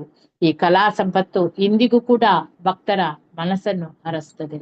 ನಂತರದ ಕಾಲದಲ್ಲಿ ನವಾಬರ ಆಳ್ವಿಕೆಯ ಸಂದರ್ಭದಲ್ಲಿ ಕಾರ್ನಾಟಿಕ್ ಯುದ್ಧಗಳು ಅಲ್ಲಿ ಆಯಿತು. ಆಮೇಲೆ ಇಂಗ್ಲಿಷ್ ಫ್ರೆಂಚ್ ಶಕ್ತಿಗಳ ಪ್ರಭುತ್ವಕ್ಕಾಗಿ ಹೋರಾಡಿದಾಗ ಈ ದೇವಾಲಯವನ್ನು ಪುನಃ ಕೋಟೆಯಾಗಿ ಉಪಯೋಗ ಮಾಡಿದ್ರು. ಆದ್ರೆ ದೇವರದ ಪೂಜೆ ಮಾತ್ರ ಎಂದಿನಂತೆ ಆಗ್ತಾ ಇತ್ತು. ಅಲ್ಲಿ ಹೈದರ್ ಅಲಿ ಮತ್ತೆ ಅವನು ಟಿಪ್ಪು ಸುಲ್ತಾನ್ ಅವನ ಪುತ್ರ ಸ್ವಲ್ಪ ಕಾಲ ಆ ದೇವಾಲಯದ ಪ್ರದೇಶವನ್ನು ಹಿಡಿದ್ರು ಕೂಡ ಶೀಘ್ರದಲ್ಲೇ ಅವರು ಹಿಂದಿರುಗಿ ಹೋಗ್ತಾರೆ. ಹಾಗೆ ಇಂಗ್ಲಿಷರು ಕೂಡ ಕರ್ನಾಟಕ ಮೇಲೆ ಸಂಪೂರ್ಣ ಅಧಿಕಾರ ಪಡೆದ ನಂತರ ಕೂಡ ಅಲ್ಲಿ ತಿರುಚರಾಪಲ್ಲಿ ಜಿಲ್ಲೆಯ ಕಲೆಕ್ಟರ್ ಅನ್ನಾಗಿ ಆ ಜಾನ್ ವಾಲೇಸ್ ಅವರನ್ನು ನೇಮಿಸಿದ್ರು. ಅವರ ಕೈಯಲ್ಲಿ ದೇವಾಲಯದ ಆಡಳಿತ ಕೂಡ ಬಂದಿತ್ತು. ಆದ್ರೆ ಈ ನೇರ ಆಡಳಿತ ಸುಮಾರು 40 ವರ್ಷಗಳಷ್ಟೇ ಮುಂದುವರಿಯಿತು. ಆಮೇಲೆ ಈಸ್ಟ್ ಇಂಡಿಯಾ ಕಂಪನಿಯ ನಿರ್ದೇಶಕ ಮಂಡಳಿ ಅಲ್ಲಿ ಭಾರತೀಯ ದೇವಾಲಯಗಳ ಮೇಲೆ ಬ್ರಿಟಿಷರ ಹಸ್ತಕ್ಷೇಪ ಮಾಡಿದಾಗ ಅದನ್ನು ತಕ್ಷಣ ನಿಲ್ಲಿಸುವಂತೆ ಆದೇಶ ಮಾಡಿತು. ಈ ನಿರ್ಧಾರದ ಪರಿಣಾಮವಾಗಿ ಮೊದಲ ದೇವಾಲಯ ಟ್ರಸ್ಟಿ ಮಂಡಳಿ ಅಲ್ಲಿ ರಚಿಸಲ್ಪಟ್ಟಿತು. ವೇದವ್ಯಾಸ ಭಟ್ರು, ವಾದುಲ ದೇಶಿಕ, ರಂಗಾಚಾರ್ಯರು, ಪರಾಸರ ಭಟ್ಟರು ಮತ್ತೆ ಉತ್ತಮ ನಂಬಿ ಇವರು ಇದರಲ್ಲೆಲ್ಲ ಸೇರಿದ್ರು. ಇದಾದ ಅನಂತರದ ಕಾಲದಲ್ಲಿ ಕಾಂಚೀಪುರಂನ ಪಚ್ಚಾಯಪ್ಪನ್ ಮಂಡಲಿಯರ್ ಅವರು ಮಹಾದಾನಿಗಳಾಗಿ ಬಿಟ್ರು. ಬ್ರಾಹ್ಮಣ ಯಾತ್ರಿಗಳಿಗೆ ಎಲ್ಲ ಅನ್ನದಾನಕ್ಕಾಗಿ ಮತ್ತೆ ಶ್ರೀರಂಗಂದ ಬಾಲಕರಿಗೆ ಇಂಗ್ಲಿಷ್ ಕಲೀಲಿಕ್ಕೆ ಶಿಕ್ಷಕರ ನೇಮಕಕ್ಕಾಗಿ ದೇವಾಲಯಕ್ಕೆ ಧನ ಸಹಾಯವನ್ನು ಮಾಡಿದ್ರು. ಈ ದಾನದ ಶಾಸನ ಇಂದಿಗೂ ಕೂಡ ಅಲ್ಲಿ 3ನೇ ಆವರಣದ ಧ್ವಜಸ್ತಂಭದಲ್ಲಿ ಅಲ್ಲಿ ಇದೆ, ಅದರ ಹತ್ತಿರ ಇದೆ. ಹಾಗೆ 19ನೇ ಶತಮಾನದಲ್ಲಿ ಭಕ್ತಿ ಭಾವದ ಸಂಗೀತ ಜ್ಞಾನಿ ಮತ್ತೆ ತ್ಯಾಗರಾಜರು ಅವರು ಶ್ರೀರಂಗಂಗೆ ಭೇಟಿ ನೀಡ್ತಾರೆ. ಬ್ರಹ್ಮೋತ್ಸವದ ಸಮಯದಲ್ಲಿ ಅವರ ರಥ ಅಲ್ಲಿ ತಡೆದು ಅಲ್ಲಿ ನಿಲ್ತದೆ. ದೇವರು ತ್ಯಾಗರಾಜರಿಗೆ ದರ್ಶನ ನೀಡಿದ್ರಿಂದಲೇ ಇದು ನಡೆಯಿತು ಎಂಬ ಮಾತು ಅಲ್ಲಿ ಹರಡ್ತದೆ. ಅವರ ದರ್ಶನದ ನಂತರವೇ ರಥ ಮುಂದುವರಿಯಿತು. ಈ ಘಟನೆಯು ಆ ಘಟನೆಯ ಪ್ರೇರಣೆಯಿಂದ ವಿನಾರಾದ ಮನವಿ ಮತ್ತು ಓ ರಂಗಸಾಯಿ ಎಂಬ ಕೀರ್ತನೆಗಳನ್ನು ಅಲ್ಲಿ ರಚಿಸಿದ್ರು. ಇದು ಈ ದೇವಾಲಯದ ಆಡಳಿತವು ಹಿಂದೂ ಧಾರ್ಮಿಕ ಮತ್ತೆ ದತ್ತೆ ಇಲಾಖೆಯ ಅಧೀನದಲ್ಲಿ ಇಂದು ಇದೆ ಅದು. ಹಾಗೆ ಸ್ವಾಮಿ ವೇದಾಂತ ದೇಶಿಕರು ತಮ್ಮ ಕಾವ್ಯದಲ್ಲಿ ಶ್ರೀರಂಗನ ಮಹಿಮೆಯನ್ನು ಈ ರೀತಿಯಾಗಿ ಸಾರಿದ್ದಾರೆ. ಏನೆಂದ್ರೆ ಬ್ರಹ್ಮನಿಂದ ಅಯೋಧ್ಯೆಗೆ ನೀಡಲ್ಪಟ್ಟ ದೇವಾಲಯ ಒಂದು, ರಾಮನಿಂದ ಪೂಜಿಸಲ್ಪಟ್ಟ ದೇವಾಲಯ, ವಿಭೀಷಣನ ಆಶ್ರಯವಾದ ದೇವಾಲಯ, ಭಕ್ತರ ಎಲ್ಲಾ ಕಾಮನೆಗಳನ್ನು ಪೂರ್ಣಗೊಳಿಸುವಂತಹ ದೇವಾಲಯ, ಪ್ರಣವ ರೂಪದಲ್ಲಿ ಪ್ರಕಾಶಿಸುವ ದೇವಾಲಯ, ಮತ್ತೆ ಪಾಪಹರಣದ ಅಮೃತಮಯ ಕೇಂದ್ರವಾದ ದೇವಾಲಯ, ಇದೇ ಅಮೃತ ಸಮ ಶ್ರೀರಂಗಧಾಮ. ಈಗ ಇಷ್ಟೆಲ್ಲ ಅಲ್ಲಿ ಇದೆ. ಆದ್ರೂ ಅಲ್ಲಿ ಇನ್ನೂ ತುಂಬಾ ಮುಂದುವರೆದಿದೆ. ಈಗ ಪುನಃ ಹೋದಾಗ ನಮ್ಗೆ ಪೂಜೆ ಸಮಯದಲ್ಲಿ ಏನೆಲ್ಲ ಅಲ್ಲಿ ಪೂಜೆ ಆಗುವಾಗ ನಾವು ನೋಡಿದ್ದೇವೆ, ಏನು ಓಟ ಮಾಡಿದ್ದೇವೆ. ಚಿತ್ರಮೋಹಿನಿ ಮಾತಾಜಿ ಇದ್ದಾರಾ ಅಂತ ಹೇಳಿ ಅಲ್ಲ? ಇದೀನಿ ಮಾತಾಜಿ. ಮತ್ತೆ ಯಾರಿದ್ದಾರೆ? ಶಿವಪ್ರಾಣ ಮಾತಾಜಿ ಇಲ್ಲ. ಮಾತಾಜಿ ನಾನು ಕೂಡ ನೋಡಿದೀನಿ ಮಾತಾಜಿ. ನೀವು ಇದ್ದೀರಲ್ಲ, ಓಕೆ. ಕವಿತಾ ಮಾತಾಜಿ. ಹಾಗೆ ಅಲ್ಲಿ ಆ ಜಾಗವನ್ನು ನೋಡುವಾಗ ನಮ್ಗೆ ಏನ್ ಅನಿಸಿತು?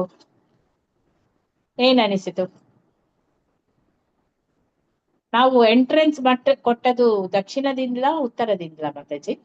1000 ಪಿಲ್ಲರ್ಸ್ ಅಂತಾರಲ್ಲ ಮಾತಾಜಿ, ಅಲ್ಲಿಂದ ಮಾತಾಜಿ ಎಂಟ್ರೆನ್ಸ್. ಅದೇ ಅಲ್ಲಿ ದಕ್ಷಿಣದಿಂದ ಹೋಗಿದ್ದು. ಹೌದು, ದಕ್ಷಿಣದಿಂದ ಹೋಗಿ ಉತ್ತರದಿಂದ ವಾಪಸ್ ಬಂದದ ಅಂತ ಹೇಳಿ ಅಲ್ಲ ಮಾತಾಜಿ?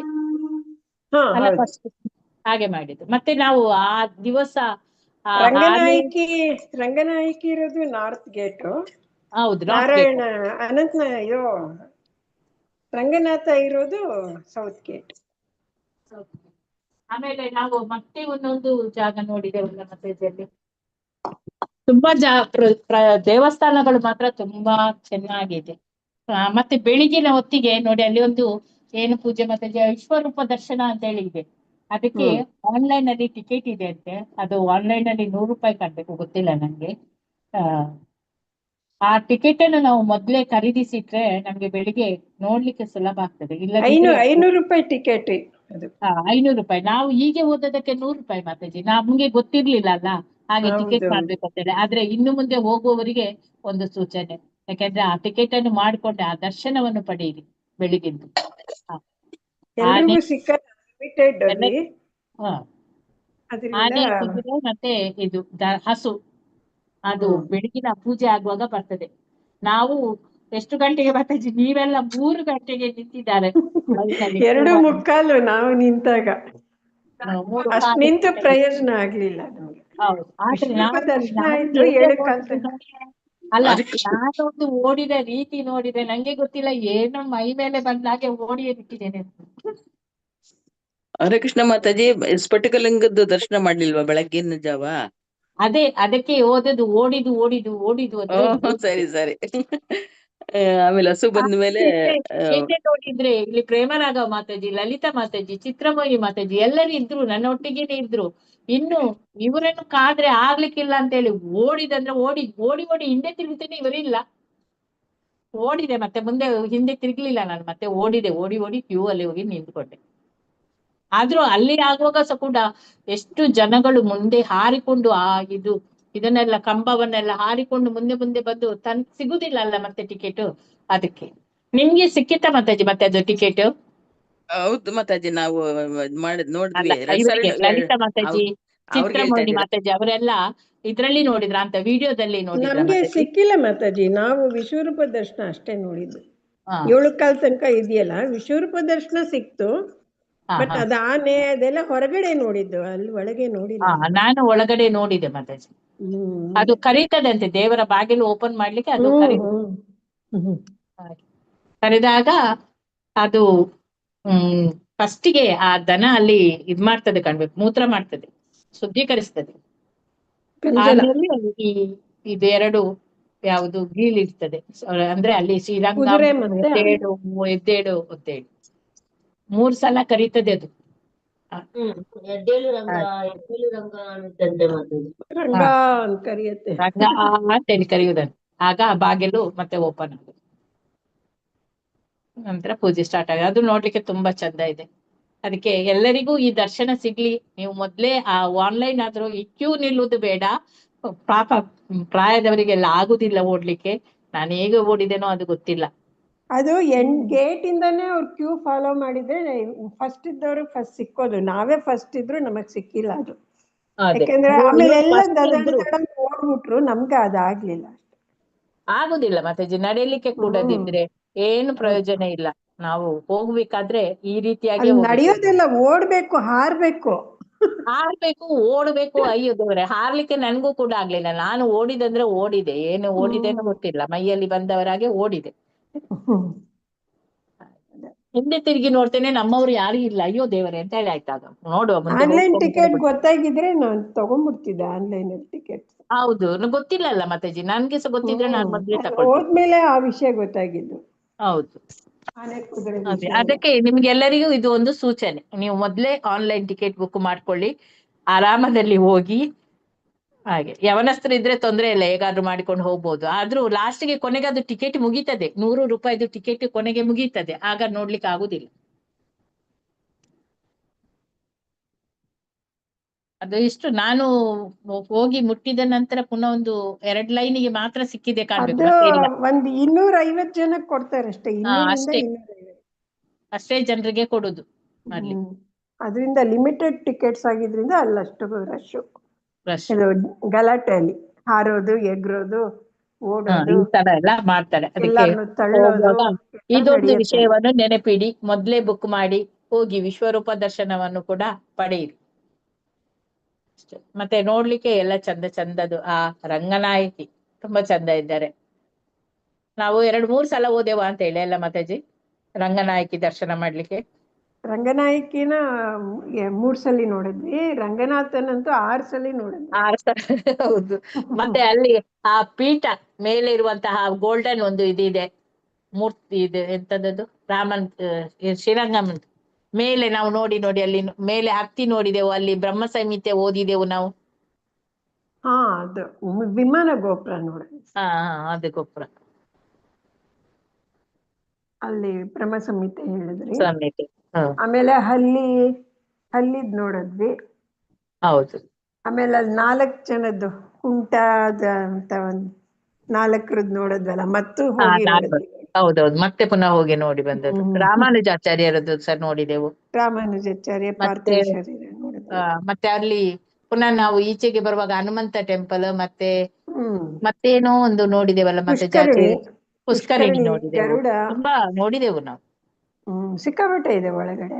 ಒಳಗಡೆ ತುಂಬಾ ಇದೆ ನೋಡ್ಲಿಕ್ಕೆ. ಎಲ್ಲರೂ ಹೋಗಿ ನೋಡಿ ಎಷ್ಟು ಮಾತಾಜಿ, ಚಂದ. ಆ ಕಂಬಗಳನ್ನು ನೋಡುವಾಗ ಮಾತ್ರ ನಿಜವಾಗಿ 1000 ಕಂಬ. ಆಶ್ಚರ್ಯ. 1000 ಕಂಬ, ಆಮೇಲೆ ಆಶ್ಚರ್ಯ ಆಗ್ತದೆ.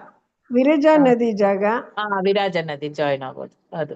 ಆಧ್ಯಾತ್ಮಿಕ ಭೌತಿಕ ಸೆಪರೇಟ್ ಮಾಡೋ ವಿರಜಾ ನದಿ ಇದೆ. ಮಾತಾಜಿ, ಈ ರಂಗನಾಥನೇ 3 ಬಾಗ್ಲಲ್ಲಿ ನೋಡೋದಾ? ಅದನ್ನು ಅನಂತ ಪದ್ಮನಾಭ. ಅದು ಅನಂತ ಮಾತಾಜಿ, ಪದ್ಮನಾಭ. ಅನಂತ ಪದ್ಮನಾಭ. ಅದು ಅನಂತ ಪದ್ಮನಾಭ ಮಾತಾಜಿ.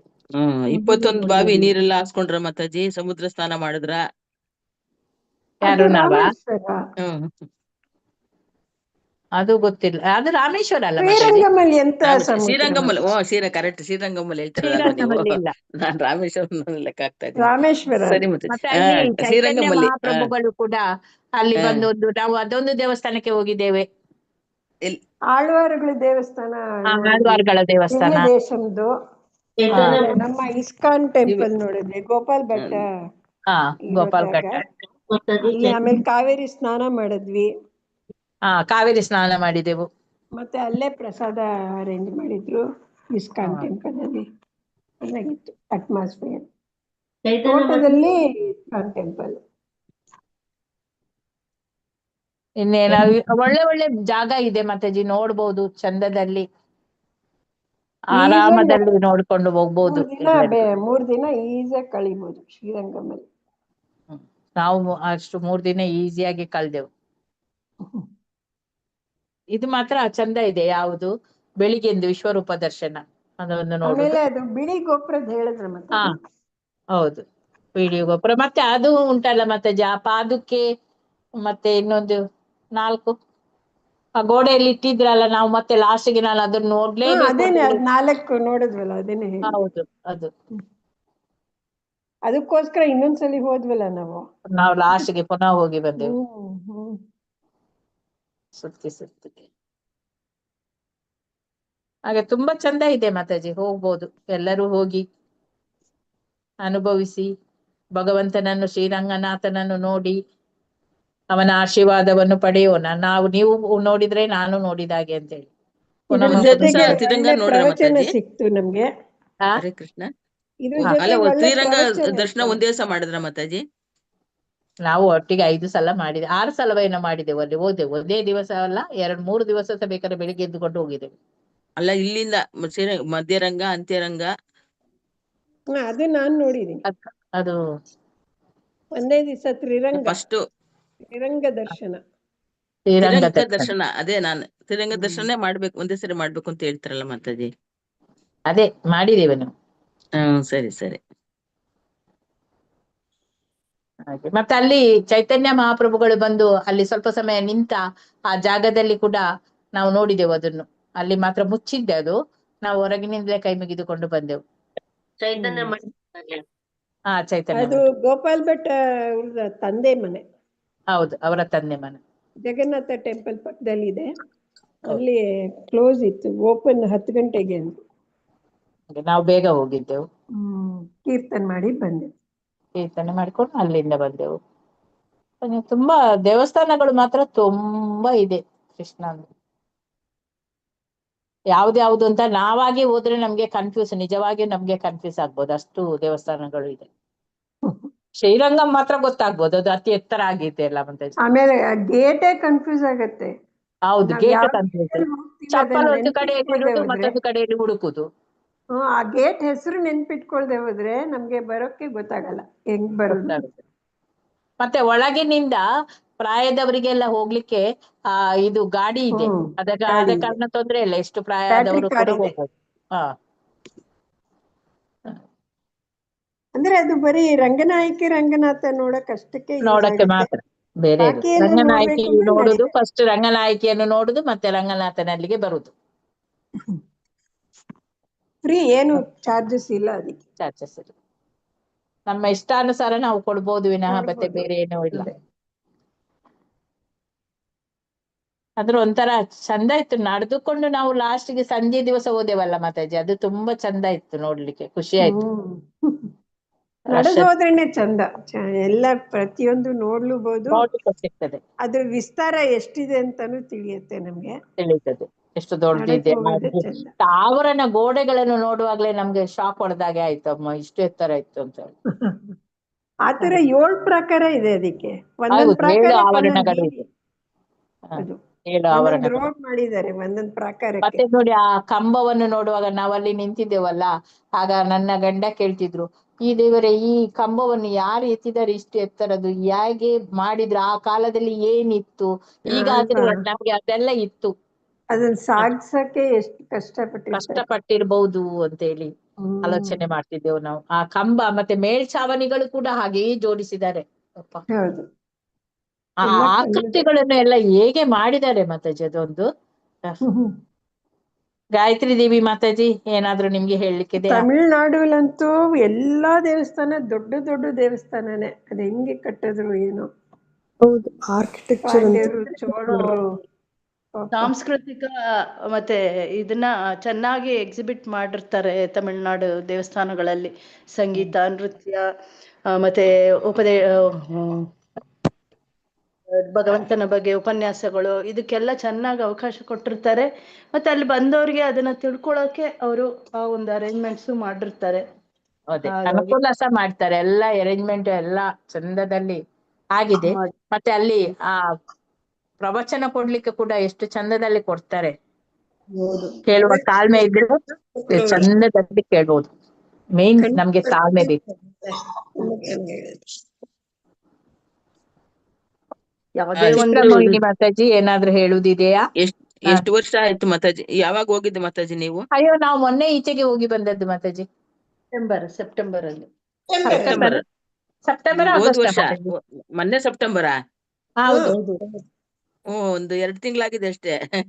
2-3 ತಿಂಗಳಾಯ್ತಾ ಅಂತ. ಸರಿ ಸರಿ, ಅದಕ್ಕೆ ಎಷ್ಟು ಚೆನ್ನಾಗಿ ಜ್ಞಾಪಕ ಇದೆ ನಿಮ್ಗೆ. ಹರೇ ಕೃಷ್ಣ. ಹೇಳಿ ಮಾತಾಜಿ. 108 ದಿವ್ಯ ದೇಶಗಳಲ್ಲಿ ನಮ್ಗಿಲ್ಲಿ 5 ದಿವ್ಯ ದೇಶಗಳು ಇಲ್ಲೇ ಇದೆ ಇದರಲ್ಲೇ. ಬಟ್ ಇಂಡಿಯಾದಲ್ಲೇ ಇದೆ. ಆಯ್ತು, ಒಂದು ಲೇಟ್ ಆಗೋಯ್ತಲ್ಲ, ಕ್ಲೋಸ್ ಆಗೋಗಿತ್ತು. ಒಂದು ಲೇಟ್ ಆಯ್ತು. ಹೌದು, ನಾವು ಹೋಗುವಾಗ್ಲೇ ಇದಾಗಿತ್ತು. ಎಲ್ಲ ದೇವಸ್ಥಾನಗಳೆಲ್ಲ 12 ಗಂಟೆ ಆಗುವಾಗ ಮುಚ್ಚಿ ಬಿಡ್ತಾರೆ ಮಾತಾಜಿ, ಮತ್ತೆ 4 ಗಂಟೆಗೆ ಎಲ್ಲ ಓಪನ್ ಆಗೋದು. ಅದೇ ಒಂದು ನಮಗೆ ಆಗುವಂತಹ ನಷ್ಟ ಅಂತ ಹೇಳಿದ್ರೆ ಅದೇ. ನಮ್ಮದು ಒಂದು ದೇವಸ್ಥಾನದಿಂದ ಇನ್ನೊಂದು ದೇವಸ್ಥಾನಕ್ಕೆ ಬರುವಾಗ ಸಮಯ ಮೀರ್ತದೆ, ಆಗ ಸ್ವಲ್ಪ ನಮ್ಗೆ ಲಾಸ್ ಆಗ್ತದೆ ಅಷ್ಟೇ.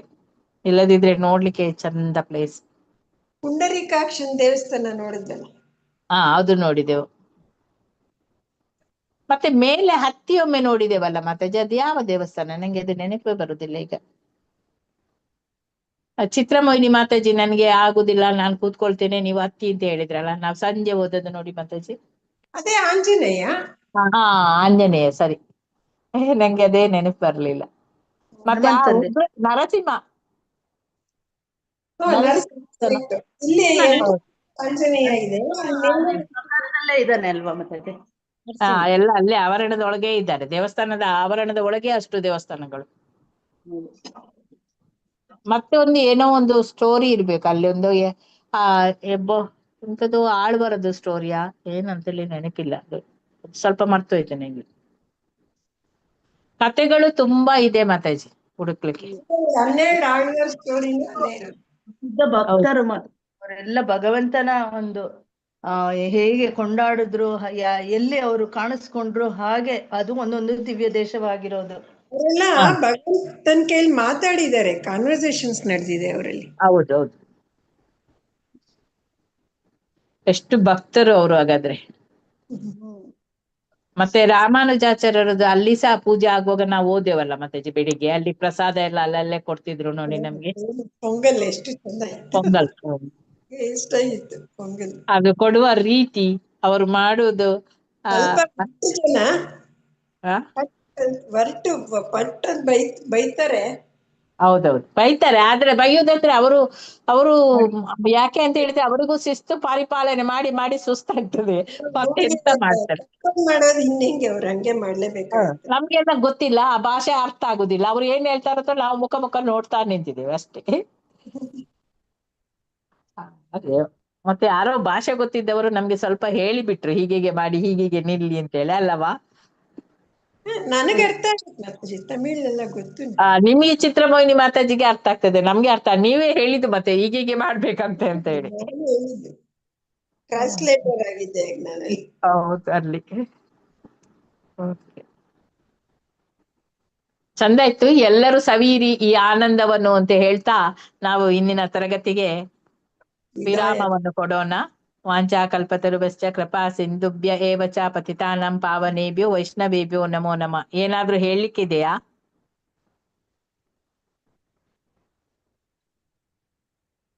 ಧನ್ಯವಾದಗಳು ಮಾತಾಜಿ, ಮತ್ತೊಂದ್ಸರಿ ಧನ್ಯವಾದಗಳು. ನಮ್ಗೆ ದರ್ಶನ ಮಾಡಿಸಿದ್ದಕ್ಕೆ ಧನ್ಯವಾದಗಳು ಮಾತಾಜಿ. ದರ್ಶನ ಮಾಡಿದ್ರಾ? ನೀವು ಅಷ್ಟು ಕ್ಲೀನ್ ಆಗಿ ಎಕ್ಸ್ಪ್ಲೇನ್ ಮಾಡಿ ದರ್ಶನ ಆಗದಿರ ಇರುತ್ತೆ ಮಾತಾಜಿ.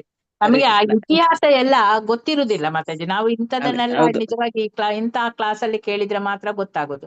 ನಾವು ಹೌದು ಶ್ರೀರಂಗಂ ಮಾತಾಜಿ. ಅದೊಂದು ಪ್ರಮುಖ ದೇವಸ್ಥಾನ ಅದೆಲ್ಲ ಗೊತ್ತಿತ್ತು, ಯಾರು ಕಟ್ಟಿದ್ದು ಹ್ಮ್ ಏನು ಅಂತೇಳಿ ನಮ್ಗೆ ಗೊತ್ತಿಲ್ಲ. ಈಗ ಹೇಳಿದ್ದು ಮತ್ತೆ ಹೋಗ್ತದೆ ಆ ರೀತಿ.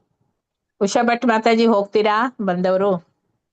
ಇಲ್ಲ, ನಾವು ನಾರ್ತ್ ಇಂಡಿಯಾ ಟ್ರಿಪ್ ಹೋಗೋಣ ಅಂತ ಇದೀವಿ ಮಾತಾಜಿ. ಅಯೋಧ್ಯ, ಕಾಶಿ ಎಲ್ಲ ನೆಕ್ಸ್ಟ್ ನೋಡ್ಬೇಕು. ಅದೇ ಇದು ನಾನು ಇದನ್ನೇ 3 ಬಾಗ್ಲಲ್ಲಿ ನೋಡೋದೇನೋ ಅಂತ ತಿಳ್ಕೊಂಡಿದ್ದೆ, ಇವಾಗ ಅದು ಇದಲ್ಲ ಅನಂತ ಪದ್ಮನಾಭವ ಅಂತ 3 ಬಾಗಿಲಲ್ಲಿ ನೋಡುದು. ಇದು ತುಂಬಾ ಚೆನ್ನಾಗಿದೆ ಅಂತ ಕೇಳಿದೀನಿ. ಬಟ್ ಅದೇ ಇವಾಗ ನೀವು ಹೇಳಿದ್ಮೇಲೆ ಡಿಸ್ಕ್ರಿಪ್ಷನ್ ಫೋಟೋಸ್ ತುಂಬಾ ಒಂದಿಷ್ಟು ಚೆನ್ನಾಗಿದೆ, ನೋಡುವಂತ ದೇವಸ್ಥಾನ. ನಮ್ಗೆ ಎಲ್ಲಿಯೂ ಕಾಣ್ಲಿಕ್ಕಿಲ್ಲ ಮಾತಾಜಿ, ಅಷ್ಟು ಚಂದ ಇದೆ. ಆ ಕೆತ್ತನೆಗಳನ್ನು ನೋಡಿ ನಾವು ಮೈ ಮೆರೆಬೇಕು ಅಷ್ಟೇ.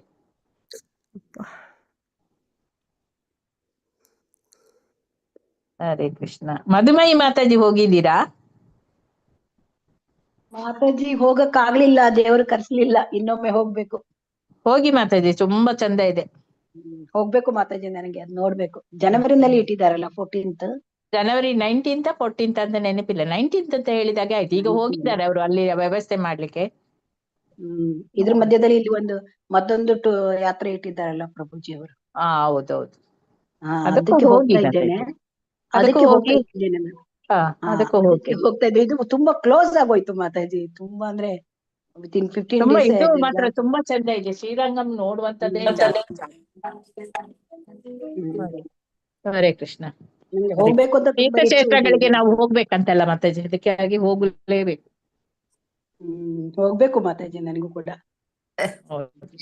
ಹರೇ ಕೃಷ್ಣ ಮಾತಾಜಿ. ಎಲ್ಲಿ ಹರೇ ಕೃಷ್ಣ. ಯಾರಿಗ್ ಕೇಳ್ಬೇಕು ಮಾತಾಜಿ ಅದೇ ಹೋಗೋಕೆ? ನೀವು ಶ್ರೀರಾಮ್ಗೆ ಬರುದಾದ್ರೆ ಹೇಳಿ, ನಾನು ಪ್ರಭುಜಿಗೆ ಹೇಳಿ ನೋಡುತ್ತಾನೆ. ಅದು ಟಿಕೆಟ್ ನಿಮ್ಗೆ ಯಾರು ಮಾಡ್ತಾರೆ ಅದೆಲ್ಲ ಕೇಳ್ಬೇಕಲ್ಲ ಮಾತಾಜಿ. ಒಂಚೂರು ಕೇಳಿ ಮಾತಾಜಿ, ನಾನು ನೋಡೋಣ. ಯಾವಾಗ? ಜನವರಿ 19 ಅಂತ ಹೇಳಿದಾಗೆ ಆಯ್ತು. ನೋಡೋಣ, ಅವ್ರು ಬಂದ ಮೇಲೆ ವಿಚಾರಿಸೋಣ. ನೀವು ಅಲ್ಲಿ ಕ್ಲಾಸ್ ಅಲ್ಲಿ ಕೇಳಿ ಮಾತಾಜಿ, ಅವರಿಗೆ ಹೇಳ್ತಾರೆ ನಿಮ್ಗೆ. ಯಾರಿಗ್ ಕೇಳ್ಬೇಕು ಮಾತಾಜಿ? ಇವರು ಬರ್ತಾರಲ್ಲ ನಮ್ಮ ಪ್ರಭುಜಿ, ಶಿವಾಸಂಗನ್ ಪ್ರಭುಜಿ, ಅವರಲ್ಲಿ ಕೇಳಿ ಎಲ್ಲರೂ ಬನ್ನಿ, ಹೋಗಿ ನೋಡಿ. ಹರೇ ಕೃಷ್ಣ ಮಾತಾಜಿ. ಹರೇ ಕೃಷ್ಣ. ನೀವಿವತ್ತು ಮಾಡಿದ್ದು ಕ್ಲಾಸ್ ಯೂಟ್ಯೂಬ್ ಅಲ್ಲಿ ಸಿಗ್ತದಾ? ಹೌದೌದು. ಸರಿ, ಲಿಂಕ್ ಕಳಿಸ್ತೀರಲ್ಲ ಮಾತಾಜಿ ಗ್ರೂಪಿಗೆ ಹಾಕ್ತೇನೆ ಮಾತಾಜಿ. ನೀವು ಗ್ರೂಪ್ ಅಲ್ಲಿ ಇಲ್ಲವಾ? ಇದ್ದೇನೆ. ನನಗೆ ಇವತ್ತು ಕ್ಲಾಸ್ ಮಿಸ್ ಆಯ್ತು, ಬಹಳ ಒಳ್ಳೆ ವಿಷಯ. ನನಗೆ ಅದ್ರ ಇತಿಹಾಸ ಬೇಕಿತ್ತು.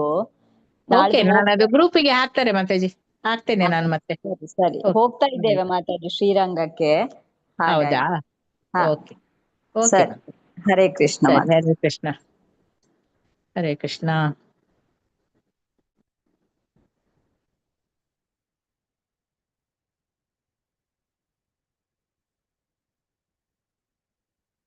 ಹರೇ ಕೃಷ್ಣ. ಎಂತ ಮಾಡ್ತು. ಎಲ್ಲರಿಗೂ ಧನ್ಯವಾದಗಳು. ನಾನು ಎಂಡ್ ಮಾಡಿ ಬಿಡ್ತೀನಿ.